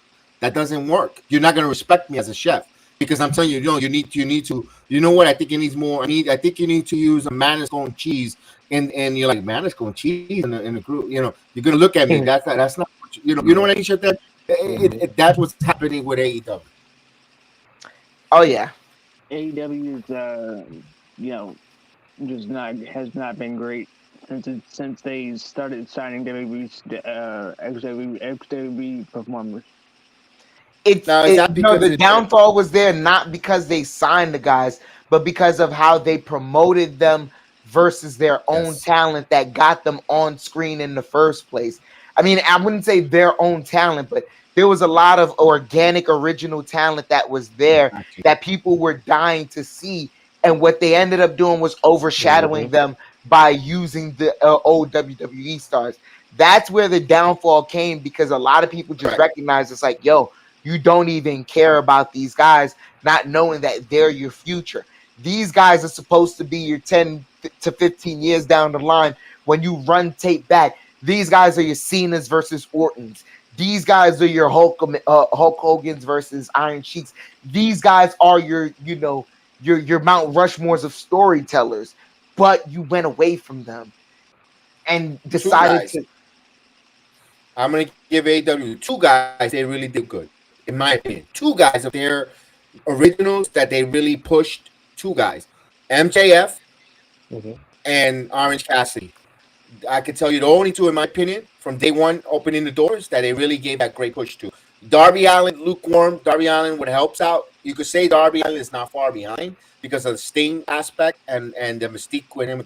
That's the one thing that helped him. They put him, like you said, they put him with a veteran to help him get over. That's what they needed to do with the WWE X talent. Jericho took Sammy Guevara and brought him and elevated. Jericho's did that, but none of his members around them really did anything. MJF is the only one with the pinnacle. And other than that, that's it. And here's the crazy part, right? It's not like it's half of it was MJF is a natural star, but the other half, because we remember it, and the reason why we loved it so much is like it was kind of like he was forcing his hand the entire time to push him to be the megastar that we knew he could be. Cutting that promo, cursing there, and calling him an effing mark and threatening to quit, and actually quit because he was making only $50,000, $47,000 a year. No, it's making peanuts. And then you have these WWE guys coming in making millions. You have Mark Henry making $950,000. All he did was hold the microphone and said, "We had enough talk. It's time for the main event." That's all he does, and he's making $950,000. And MJF, who's carrying the company, not $45,000 at that time, the guy broke. He needs money. He's like, yo, you know what? Screw that. Especially after that. No, especially after, bro. There is a video. If you guys, I mean, excellent work by whoever did the editing. There's a video of the history between him and CM Punk. It's like a 40-minute video. But if you're a wrestling fan and you stuck around long enough to the end of this to watch us talk more wrestling, do yourself a favor and watch it, because it's beautiful work. And it just because that video right there made me go, holy crap. If AEW loses this guy, you're going in the toilet. Who is which guy? CM Punk or MJF? No, MJF. Because the video, the video, I watched the video 2-3 days after he called Tony and Mark. And I was just just looking up, and it just popped up on my thing. I'm like, let me watch this guy, because I really wasn't watching AEW like that. To this day, I still don't watch it. I'll just watch clips of Christian talking about people's dead relatives. I don't know why I find it. I find it hilarious. I think it's gonna be a heel winter for me this year. But I'm watching that video, and literally the range of emotions that guy made me feel, just as a wrestling fan, because I went from okay, I understand why you need this match against CM Punk, to man, yeah, I kind of like this guy. So, what's with this ring? You don't even need that. Okay, you're a scumbag. All right, screw you. You're an effing scumbag. And then when he cut that promo about the autograph. Oh. I know what you're talking about. I know what you're talking about now. Yeah, and that one, I'm not even gonna lie, even that one as a man, as a wrestling fan, but as a man who knows what it's like to be in the field, because all right. It's like here's the comparison to me personally. It's funny enough that I'm a chef right now because I grew up literally like I grew up not having cable, so my Cartoon Network was PBS 13. Now it didn't show a lot of cartoons, but they did have some cooking shows on there, and one of the chefs on there was Jacques Pepin. So it comes around 360, and I didn't even know it. But when I applied to my culinary school, the dean of the school was Jacques Pepin. So now that's like me going to him, asking for the autograph, you know. And then like one day I go on like an Iron Chef or whatever, and then like he's one of the judges, and like he's harshing me, like grading me harsh and critiquing me and all that, making me feel bad. And yo, bro, and you know what I'm saying? So like, it caught me. It directly caught me. So I'm like, damn, I understand him. And then CM Punk came out and he was like, I didn't know, and then gave him the hug, and then bring up the ring, Jedi. Because then it starts with the low blow, woo, and then hits him with the ring. And then I said, what the hell? And then he when he said it the next week, like it was like it's a famous phrase. I forget what it is. It's something about the devil, looking the devil in the eye, and some. Oh man, I forget it. I'll bring it up another time. But bro, he cut it so perfectly till I go, you motherfucking scumbag! I should spit in your face. I should spit in your face because you had me relate to you for a moment, and now I feel icky. You free agent in January. He's a free agent supposedly in January. So that's why. So that's do you think? why. Let me ask this question: Do you think he signs? Do you think he's a free agent? Do you think he signs with WWE? I don't know because he's good at playing with everybody. He's good, like bro. He's so good at where he's at in AEW that you almost don't know if it's worth it because you don't know if here's number one, you don't know if WWE is gonna let him go to the extremes that he's going to in AEW. Number two, you don't know if it's gonna translate over to that crowd. Because I'm noticing they're two different crowds. Way two different crowds. Yeah. They're two way different crowds. And it's not even like it's here's the funny part. Part of the reason why AEW is a whole different crowd is because of him. No, because of alcohol, brother.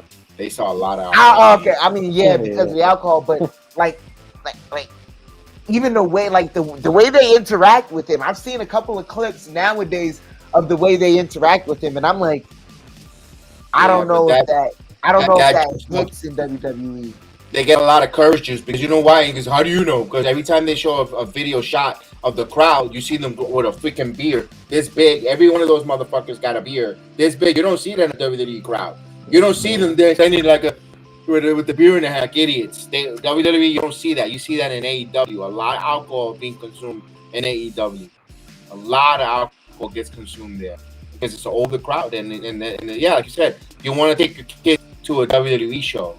You don't want to take it. Your kids don't want to go to, you don't see that. You don't see it. Yeah, bro. You're not. I mean, you do. I mean, here's the thing. You're gonna run the risk of your kid hearing the holy shit in WWE. Right. Mm-hmm. Yeah. But you're not gonna run the risk of them chanting STFU like they did to Christian. Yeah, and even the wrestlers talk nasty. And that's another thing why Jay Cargill was going to go to the WWE Performance Center because most of her programs were most of her promos was her cursing. When she would come out in the ramp, says, "Tony, cut the shit." You can't do that in a WWE program. You can't. Yeah, you can't do that. You can't. Every time was Tony, cut the shit. And you can't talk like that. in WWE. They're Look. Wait, here's what I will say. Not that you can't. It's not that they're willing to do that anymore. Right. So far, because they cleaned up the product. But here's the thing. We had this discussion earlier. We're kind of like the entertainment cycle goes in circles. So you're gonna have clean, and then it gets too clean, and then they're gonna introduce vulgarities, and then someone's gonna take it far, and someone else gonna want to take it farther, and then it gets too vulgar, and then it goes in cycles like that. That's just human nature. And we started to notice that WWE is starting to push the edge on that. So with signing Jade, is that going to be one of the pioneers? Do you take that away from her? Not only that, they're going to they're going to go now. They're going to cable networks now. It doesn't look like they're going to stay on the free TV over the air no more. They're not.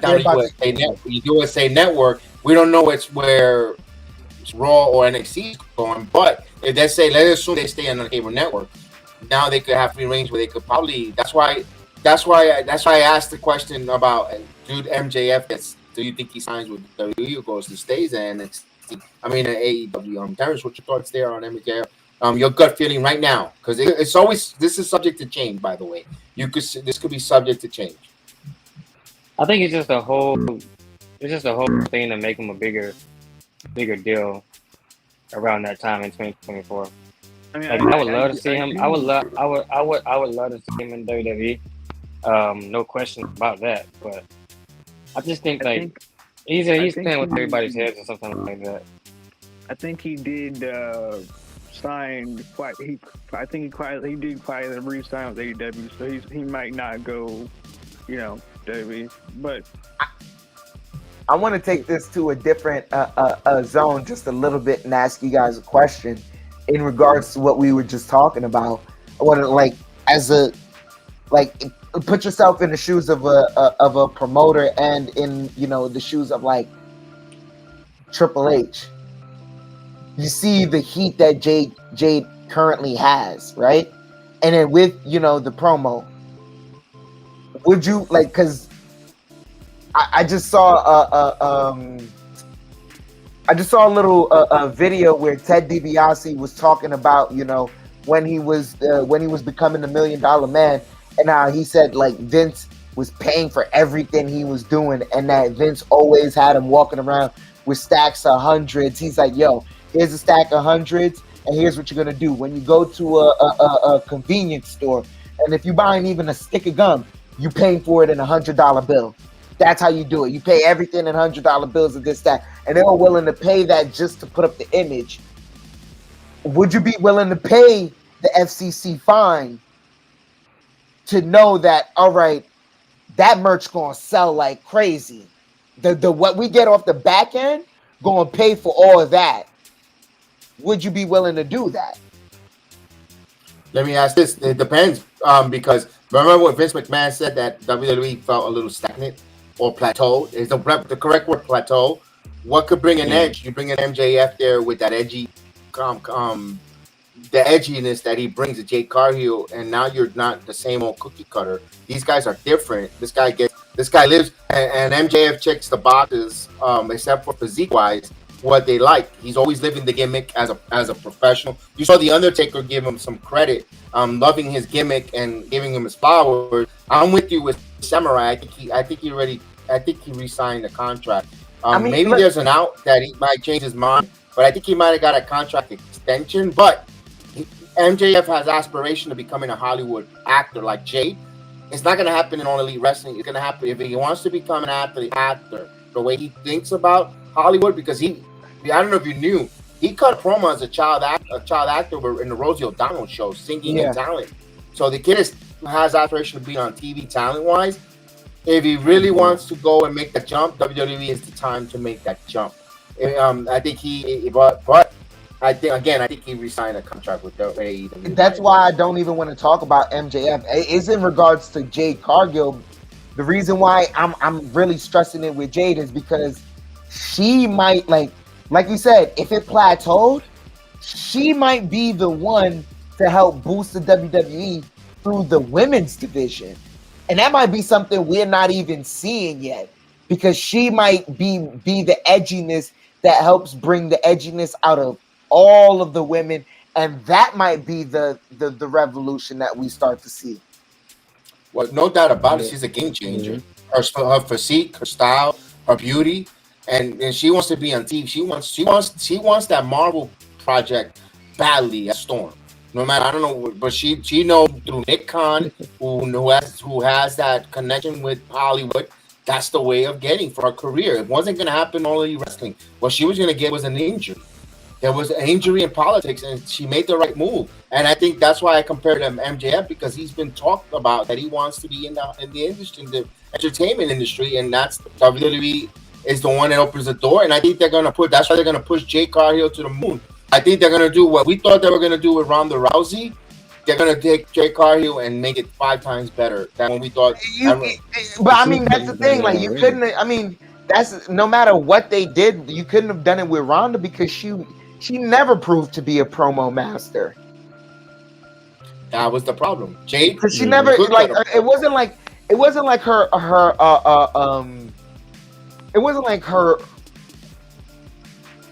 like the reason Ronda's fights sold out in the UFC was because of the way she sold them. It was because people wanted to see Ronda Rousey. Because she came in with that rested bitch face, and she was going to go kill someone. The best promo that Ronda that was ever cut for Ronda wasn't even cut by Ronda. It was by Paul Heyman. Right. Right. That's exactly correct. I do think that, I mean, she being Ronda Rousey should have started in NXT like Shayna Baszler did. But then again, she's a more household name than Shayna Baszler. It was too but here's the thing, even and no matter how bad her promo skills are, what I can say is the rollout for her was excellent. Very, very well. Yeah. That's it was done very well. So I don't what we're mad at isn't the rollout. We're mad at the time spent, because clearly she needed more seasoning. But at the same note, how do you how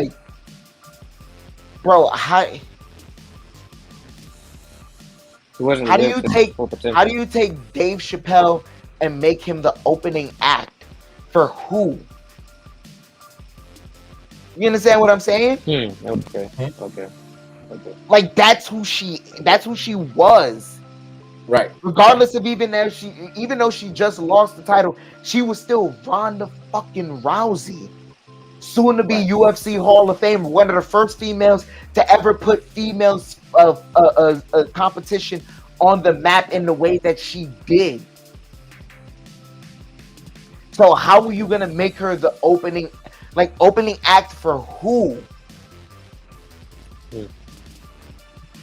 Development with who? Yeah. Well, I mean, that's what you're saying. I get it too, but I wish they hadn't have they didn't release the other two MMA four horsewomen, Marina Shafir and Jessamine Duke, when they had them. Where is Jasmine? Where is Jasmine doing right now, Samurai? By the way, what is what? Jasmine. What's she doing? Jasmine? You mean Marina Shafir? No, I know what you said somebody else. Oh, you mean Jessamine Duke? Jessamine, I don't know what she's doing. I think she's Yeah, that's what. Is she out of the whole wrestling business? I don't think so. I don't know. Okay. If she's or not. I can look it up. I agree with you. I agree with you that they missed that opportunity with those MMA horsewomen. I agree with you. I know that she was doing when she was. I think she's still living with Shayna Baszler because they were doing the whole MMA thing about showing the the hose the chokeholds and all that on YouTube. Okay. I'm She not, still trains with Baszler, but not part of the wrestling company. But not WWE. We know that for sure. I never yeah. seen her do anything in AEW. Huh. I don't. I mean, All right. Marina's in AEW, and she's doing jack shit. So Maria Shafir, yeah, she's not doing anything. She's nothing to write home about in AEW either. I Her mean, promos was that's cringeworthy. that's one of the reasons why Roddy wanted to go up there was to be with her. Yeah, that's one of the reasons because yes, absolutely, he didn't want to be in WWE. He wanted to be in AEW next to his wife. That schedule would work perfect. And then they live in Jacksonville to begin with, so he didn't want to do the commute to NXT every Tuesday or every day because that's a long drive back and forth. No, it's an hour and a half, but with the traffic and the 995, it gets There's to a you lot of when unknown variables. Yeah. yeah, there's a lot of driving back and forth, even though, you could drive at 70, 65, but that's just a long drive car, Ooh. wear and tear. Nah, but And then that's you gotta- also that's also asking for, like, if you ever running late, that's also asking for like an accident going at 65, 70. there's a lot of trucks. There's a lot of trucks and back and forth. Also, you're wrestling, you're working out, you're getting bumped, you're sore, and then you got to drive almost an hour and a half. Back You home. can fall asleep you can fall asleep behind the wheel. Yeah. I mean, There's a lot of things there back and forth. I Roger get it, but I mean, he wasn't happy to begin with. Like once Adam left, and then Kyle, and then Bobby. Once they all left, he was stuck in a row with Diamond Mine, doing nothing. He wanted to wrestle. He was doing. That was mostly at the end of the final year of the Diamond Mine, like last year before being put into a hospital. By the way, talk about gimmick infringement. The last time we saw Roderick was in a hospital bed because gimmick and now he's doing he stole the gimmick and took it with him. Hey, he took the gimmick with him to AEW. Really, the original Roddy. Stay classy there. I mean, it's Roderick Strong. I mean, I love Roderick Strong. He's but you know what, Roderick Strong, his personality. I go get a piece of tinfoil, chew on it. That's Roderick Strong. I mean, he's a good wrestler. I mean, his personality. That's it. Not much. That's it. That's what he is. He's a good wrestler, but his personality. You have better personality. Go and get a piece of tinfoil and chewing on it. Because he is not a good personality. Now, I get it. Him calling Adam and doing that is kind of cool. But now Adam Cole, another one who's soft, hurt his ankle, shattered it. Now he needs surgery. Out again. You see why. This is why. And again, I hate to give it. You got to give that its due. Why Vince McMahon is a visionary. He saw that Adam Cole wasn't going to be something to market or push in his company, and he said, release. Everybody's pissed off. Why? Adam Cole's supposed to be the next Shawn Michaels, yada, yada, yada. The guy can't stay healthy. He is too underdeveloped. He's too small to be a main eventer.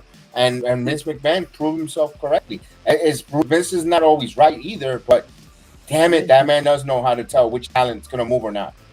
Vince is not always right, but also at the same time, he wanted Adam Cole to be a manager, cut his hair, change his name. That's why Adam left. Why he wanted him to be a manager? Because he knew he was durable. He wasn't durable. He knew he was fragile. I mean, he did break his wrists in a match with I think it was, who was it? It was somebody. I think it was Aleister Black. Back in like 2017 when they had a match. And I'm glad you mentioned Aleister Black. He released him. Why? Because now there's rumors that he has a bad back. Although he came out and said he doesn't have a bad back. But you know what? No one knows better the Red Medicals than the WWE, and that's why he's no longer there. Keith Lee and another one with Swerve Strickland has bad attitude issues. What do you think they're no longer in the WWE? Keith Lee and Swerve. I mean, like, and Swerve had a show, by the way, on Peacock for the WWE, just like the Broken Skulls. Yeah. Oh, you did? It's just, I don't know. I can't sit here and tell you that, everything Vince did was the right thing to do when it really wasn't. Right, and yeah, it's not a Vince apology either. I'm not saying he's innocent either. But the guy 85% of the time knows what the hell he's doing when it comes to roster, and who he has an eye. That's why Endeavor kept him. He knows who has the talent eye for who could be pushing the moon and who's not, who to let go, who not, and only time tells you if the right decision is right or wrong. Right now, you know, how long have they been out of WWE? Like 3 years now. Most of these wrestlers, and we're not right now. Let me ask you this, and I know this is gonna hit Terrence a little bit tough here, but Sasha Banks ain't missing. We're missing out. We got Bianca now. Jade Cargill. Bianca Banks really isn't missing right now, and neither is Trinity. I'm just saying. I know they're not missed. Would be great to have them back. Yeah, but the company's yeah. No, you're right about that. AEW is gonna they are gonna profit big with Mercedes Moné. I mean, it just depends on how long she can stay healthy. It's like she broke that, and they're gonna try to bring her back in and try to surpass the Jade Cargill effect, and that's gonna hurt her because now they're gonna hold her up to standards and they're gonna be ridiculing her because she's not Jade Cargill. She is her own. She's Moné, so she is Mercedes Moné, a great wrestler, and a great born entertainer. I don't know. She's not a bad wrestler. It's just like I hear the term game changer all the time. Like I guarantee I'm going to hear it tomorrow. Or she's not going to be a game changer because of Britt Baker. Britt Baker politicking. She's like the way the Young Bucks. Britt Baker has the women's division there. That's why you never saw her wrestle Jade Cargill. Never suggested. They made a whole other division. Never fought the same opponents. They never crossed paths. She didn't want it. That was weird. Cause I kind of wanted to see like at least kind of like some kind of interaction between Britt and Jade Cargill. They never really like. It felt like it looked like they changed in separate locker rooms. It looked, it looked like to me it smelled like a GCM Punk, and that's the same thing that's going on with Thunder Rosa. Thunder Rosa now they got her as a commentator. She doesn't get along with Britt Baker. There's a lot. She's a Spanish announced commentator. That's what Thunder Rosa is doing. That's it. She only does Spanish announce, saying that she's going to get back from injuries. It's been 2 years now. 2 years. That's crazy. Who else? Yeah. I mean, like Tony Khan does not know what he's doing with half his roster. Honestly, he needs to understand that. Like, you know, my friend, I was talking to him about this like 3 days ago or something. I told him that like. I said to him, Tony Khan's gonna end up signing everybody that get released from WWE. And my friend's like, if I was in AEW, I would just request my my release, because at this point it's basically just becoming all ex-WWE. Yeah, but not everybody there is gonna get signed by WWE. That's in AEW either. WWE doesn't want everybody in there from AEW. Oh no. The only ones I can see is an MJF.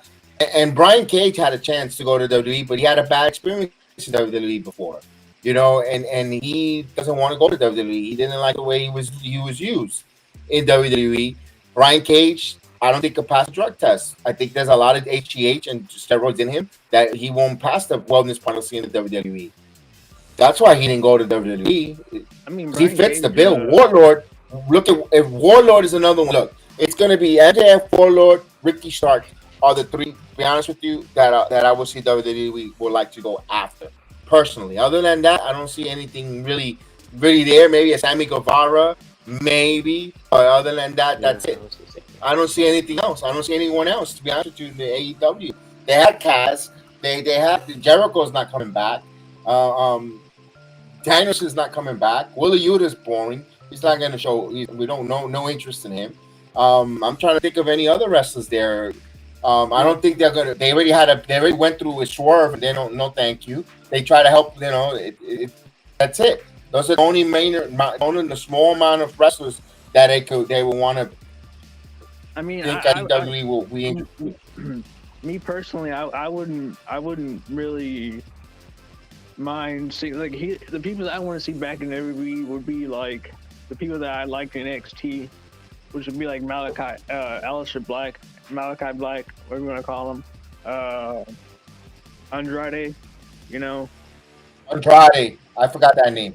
Andrade, Malachi and Andrade could return Brody Matthews because of their significant partner.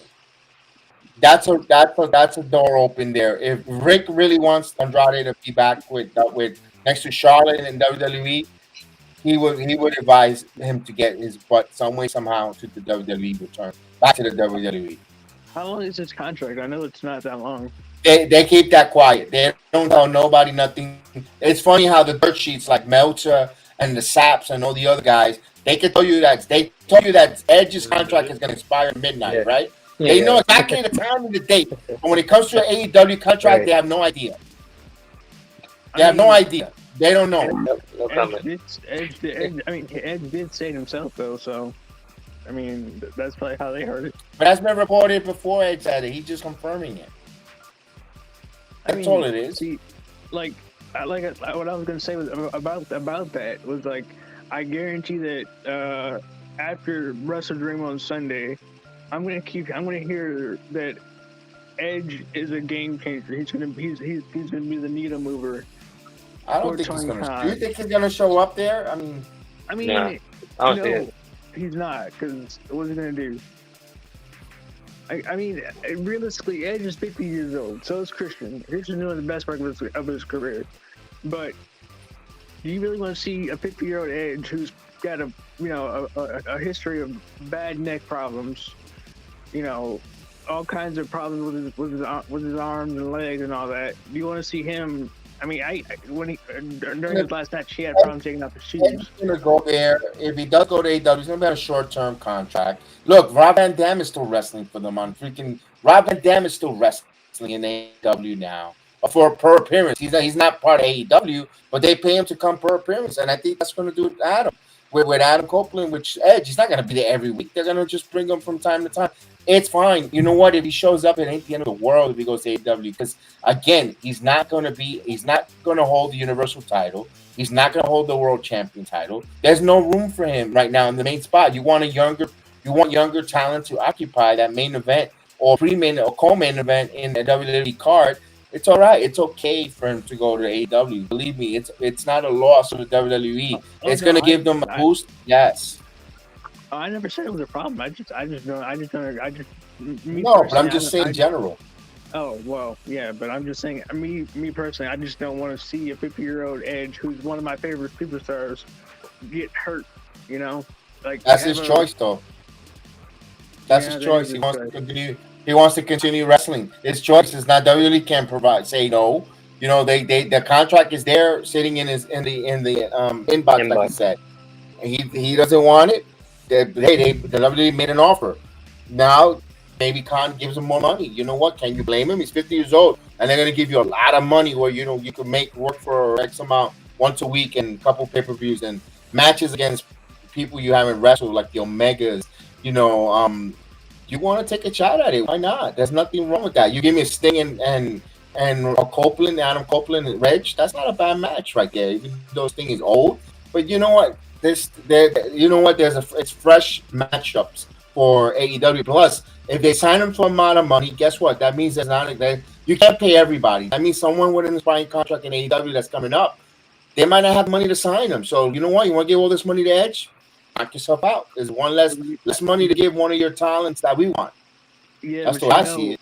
You do know that, like, he's getting his dad's Jaguar money, so I don't know. That's a what? I don't know what people think. It's the same thing. Look, the people were saying this. Goldberg was supposed to wrestle in Wembley. You know what? What a hell of a match Goldberg had in Wembley for AEW. That was a hell of a match that he had. Drew McIntyre was supposed to show up in Wembley. Boy, he tore the house down there in Wembley. He did a hell of a job there in Wembley. Exactly. What else? Mercedes Moné. She was another one that debuted and did a hell of a job in AEW. I mean, phenomenal. I mean, they keep saying every name that's out there, they throw the name out there, they make the graphics, and as much as they hate the WWE product, but meanwhile they're dying for our wrestlers to go there. I mean, Rent free. I mean, Tony Rent-free. Khan needs to understand how to book shit the right way. Jimmy Uso, when he said I quit the WWE, how quickly Jay. was that graphic? Jay Uso, that quickly they had that graphic. All elite. Wow, he did a hell of a What job they say? there. Joshua Fatu was all elite. Come on, Yeah, man. Joshua Get out of Fatu. here. Get out of here with that. Yeah. Kirk Angle. You know, Kirk Angle when he said it was done. They wanted Oh man, that's Twitter, It's bro. funny because Rikishi Bray Wyatt. broke that story. About- Bray about, Wyatt. Another one. Joshua. Justin Rotunda, all elite. Johnny Gargano. Now it's Johnny Gargano. Now Johnny Gargano's the next one. Oh, Tony Khan should bring Johnny Gargano in. Yes. All right. Well, Johnny. All right. Well, I think Johnny. I personally think Johnny's hurt. That's why he's not on TV. Because they're not going to. and that's another one. That's another one that Vince was correct on. He doesn't see that he's always fragile. Ever since his return, he's been with injury after injury. Well, I mean, to be fair, he was like what, 180 pounds, give or take. So why get upset when the WWE says no, thank you for because he's 180 pounds? Don't want to look. Spike Dudley, one of the smallest guys in wrestling. That guy was durable. And he was small. That guy, and he was small, and he was very durable. Rey Mysterio rarely has major injuries. I'm pretty sure he has, but not major injuries. I mean, we could go on and on with the different people, but Gargano's just injury prone. Ray's got knee problems. That's his only problem. His knees. His knees are gonna turn to dust. That's crazy. But he's out there doing high flying stuff. He still does a match. Gargano doesn't even give you a chance to do a match or do anything. He's never around. Well, I mean, you can say the same thing about Candice LeRae. I mean, Candice is great. That's why they were released before. My point is that's why there's not a lot of value in Vince's eyes. Candice wasn't released. Candice and Johnny they both let their contract expire because they had Quill that year. I think they had Quill in February or December, whatever year it was, whatever time it was during that year. But they let that contract expire. So Johnny wasn't going anywhere because he didn't want to go to AEW. He knew he had a home in WWE no matter what. So when he let his contract, because like there's a reason why you don't burn your bridges. Absolutely, that's why you can't. A wrestler who could be a possible, not a game changer, but I think will have a better career outside WWE because he checks the boxes. He has a look. Is Riddick Moss, Matt Cat Moss? Yo, he's ripped. That dude is ripped, bro. That dude is physique wise, look wise. You put him in the AEW maybe as a heel, 40% a heel, no smiling, and let him be a natural wrestling charisma with a chip on his shoulder. That's a guy you got to be careful. That's the one that WWE could regret. Matt Cass, Riddick Moss. That's the one that you can be careful with. Here's one that didn't make sense. Why did they get rid of Emma? That didn't make sense either. She wasn't being used. And I'm pretty sure they're regretting that. I'm regretting that because they're going to Australia. They need as many Australian wrestlers to go and market and help out. I'm pretty sure that's a move they're regretting. Of course, they let go of Emma. She's from Australia. I think she's from Australia. Yeah, she's from Australia. And then the only one they got that's from Australia is Rhea Ripley. I mean, and they had Buddy Matthews, but he's in Grayson Waller. in AEW. Don't forget Grayson Waller is a big star. Grayson Waller, also Zion Quinn. Even though we haven't seen him wrestle or haven't seen him on TV, but you can still send him out there for marketing. There's a value there. Also, you see a lot of Xavier and Kofi goes a lot. They go a lot to Australia back and forth. Last year they did the same thing. Remember when they were tag team champions? They were in Australia for cutting a promo over there. They go back and forth a lot to Australia. Xavier is just like he's one of the more underrated members of the New Day. I'm gonna be honest with you. Yes, indeed. But anything else before we end the stream because we've been on for a while and I know you guys got to go to work and stuff. I thought SmackDown was good. Yeah, because we got to come back out tomorrow night to do No Mercy.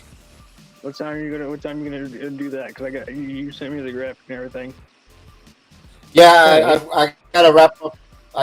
It's at 8 or 7:45. I should be going live. I gotta wrap up 8 because I got other commitment on another channel. But just go in the chat there. Dan will be there just in case of me to go live or whatever the case is. I don't know if but we'll talk about it off the air. Let me end the stream and then we'll talk a little bit off the air. Hold on. All right. Acknowledge me. Not tonight. So shut up.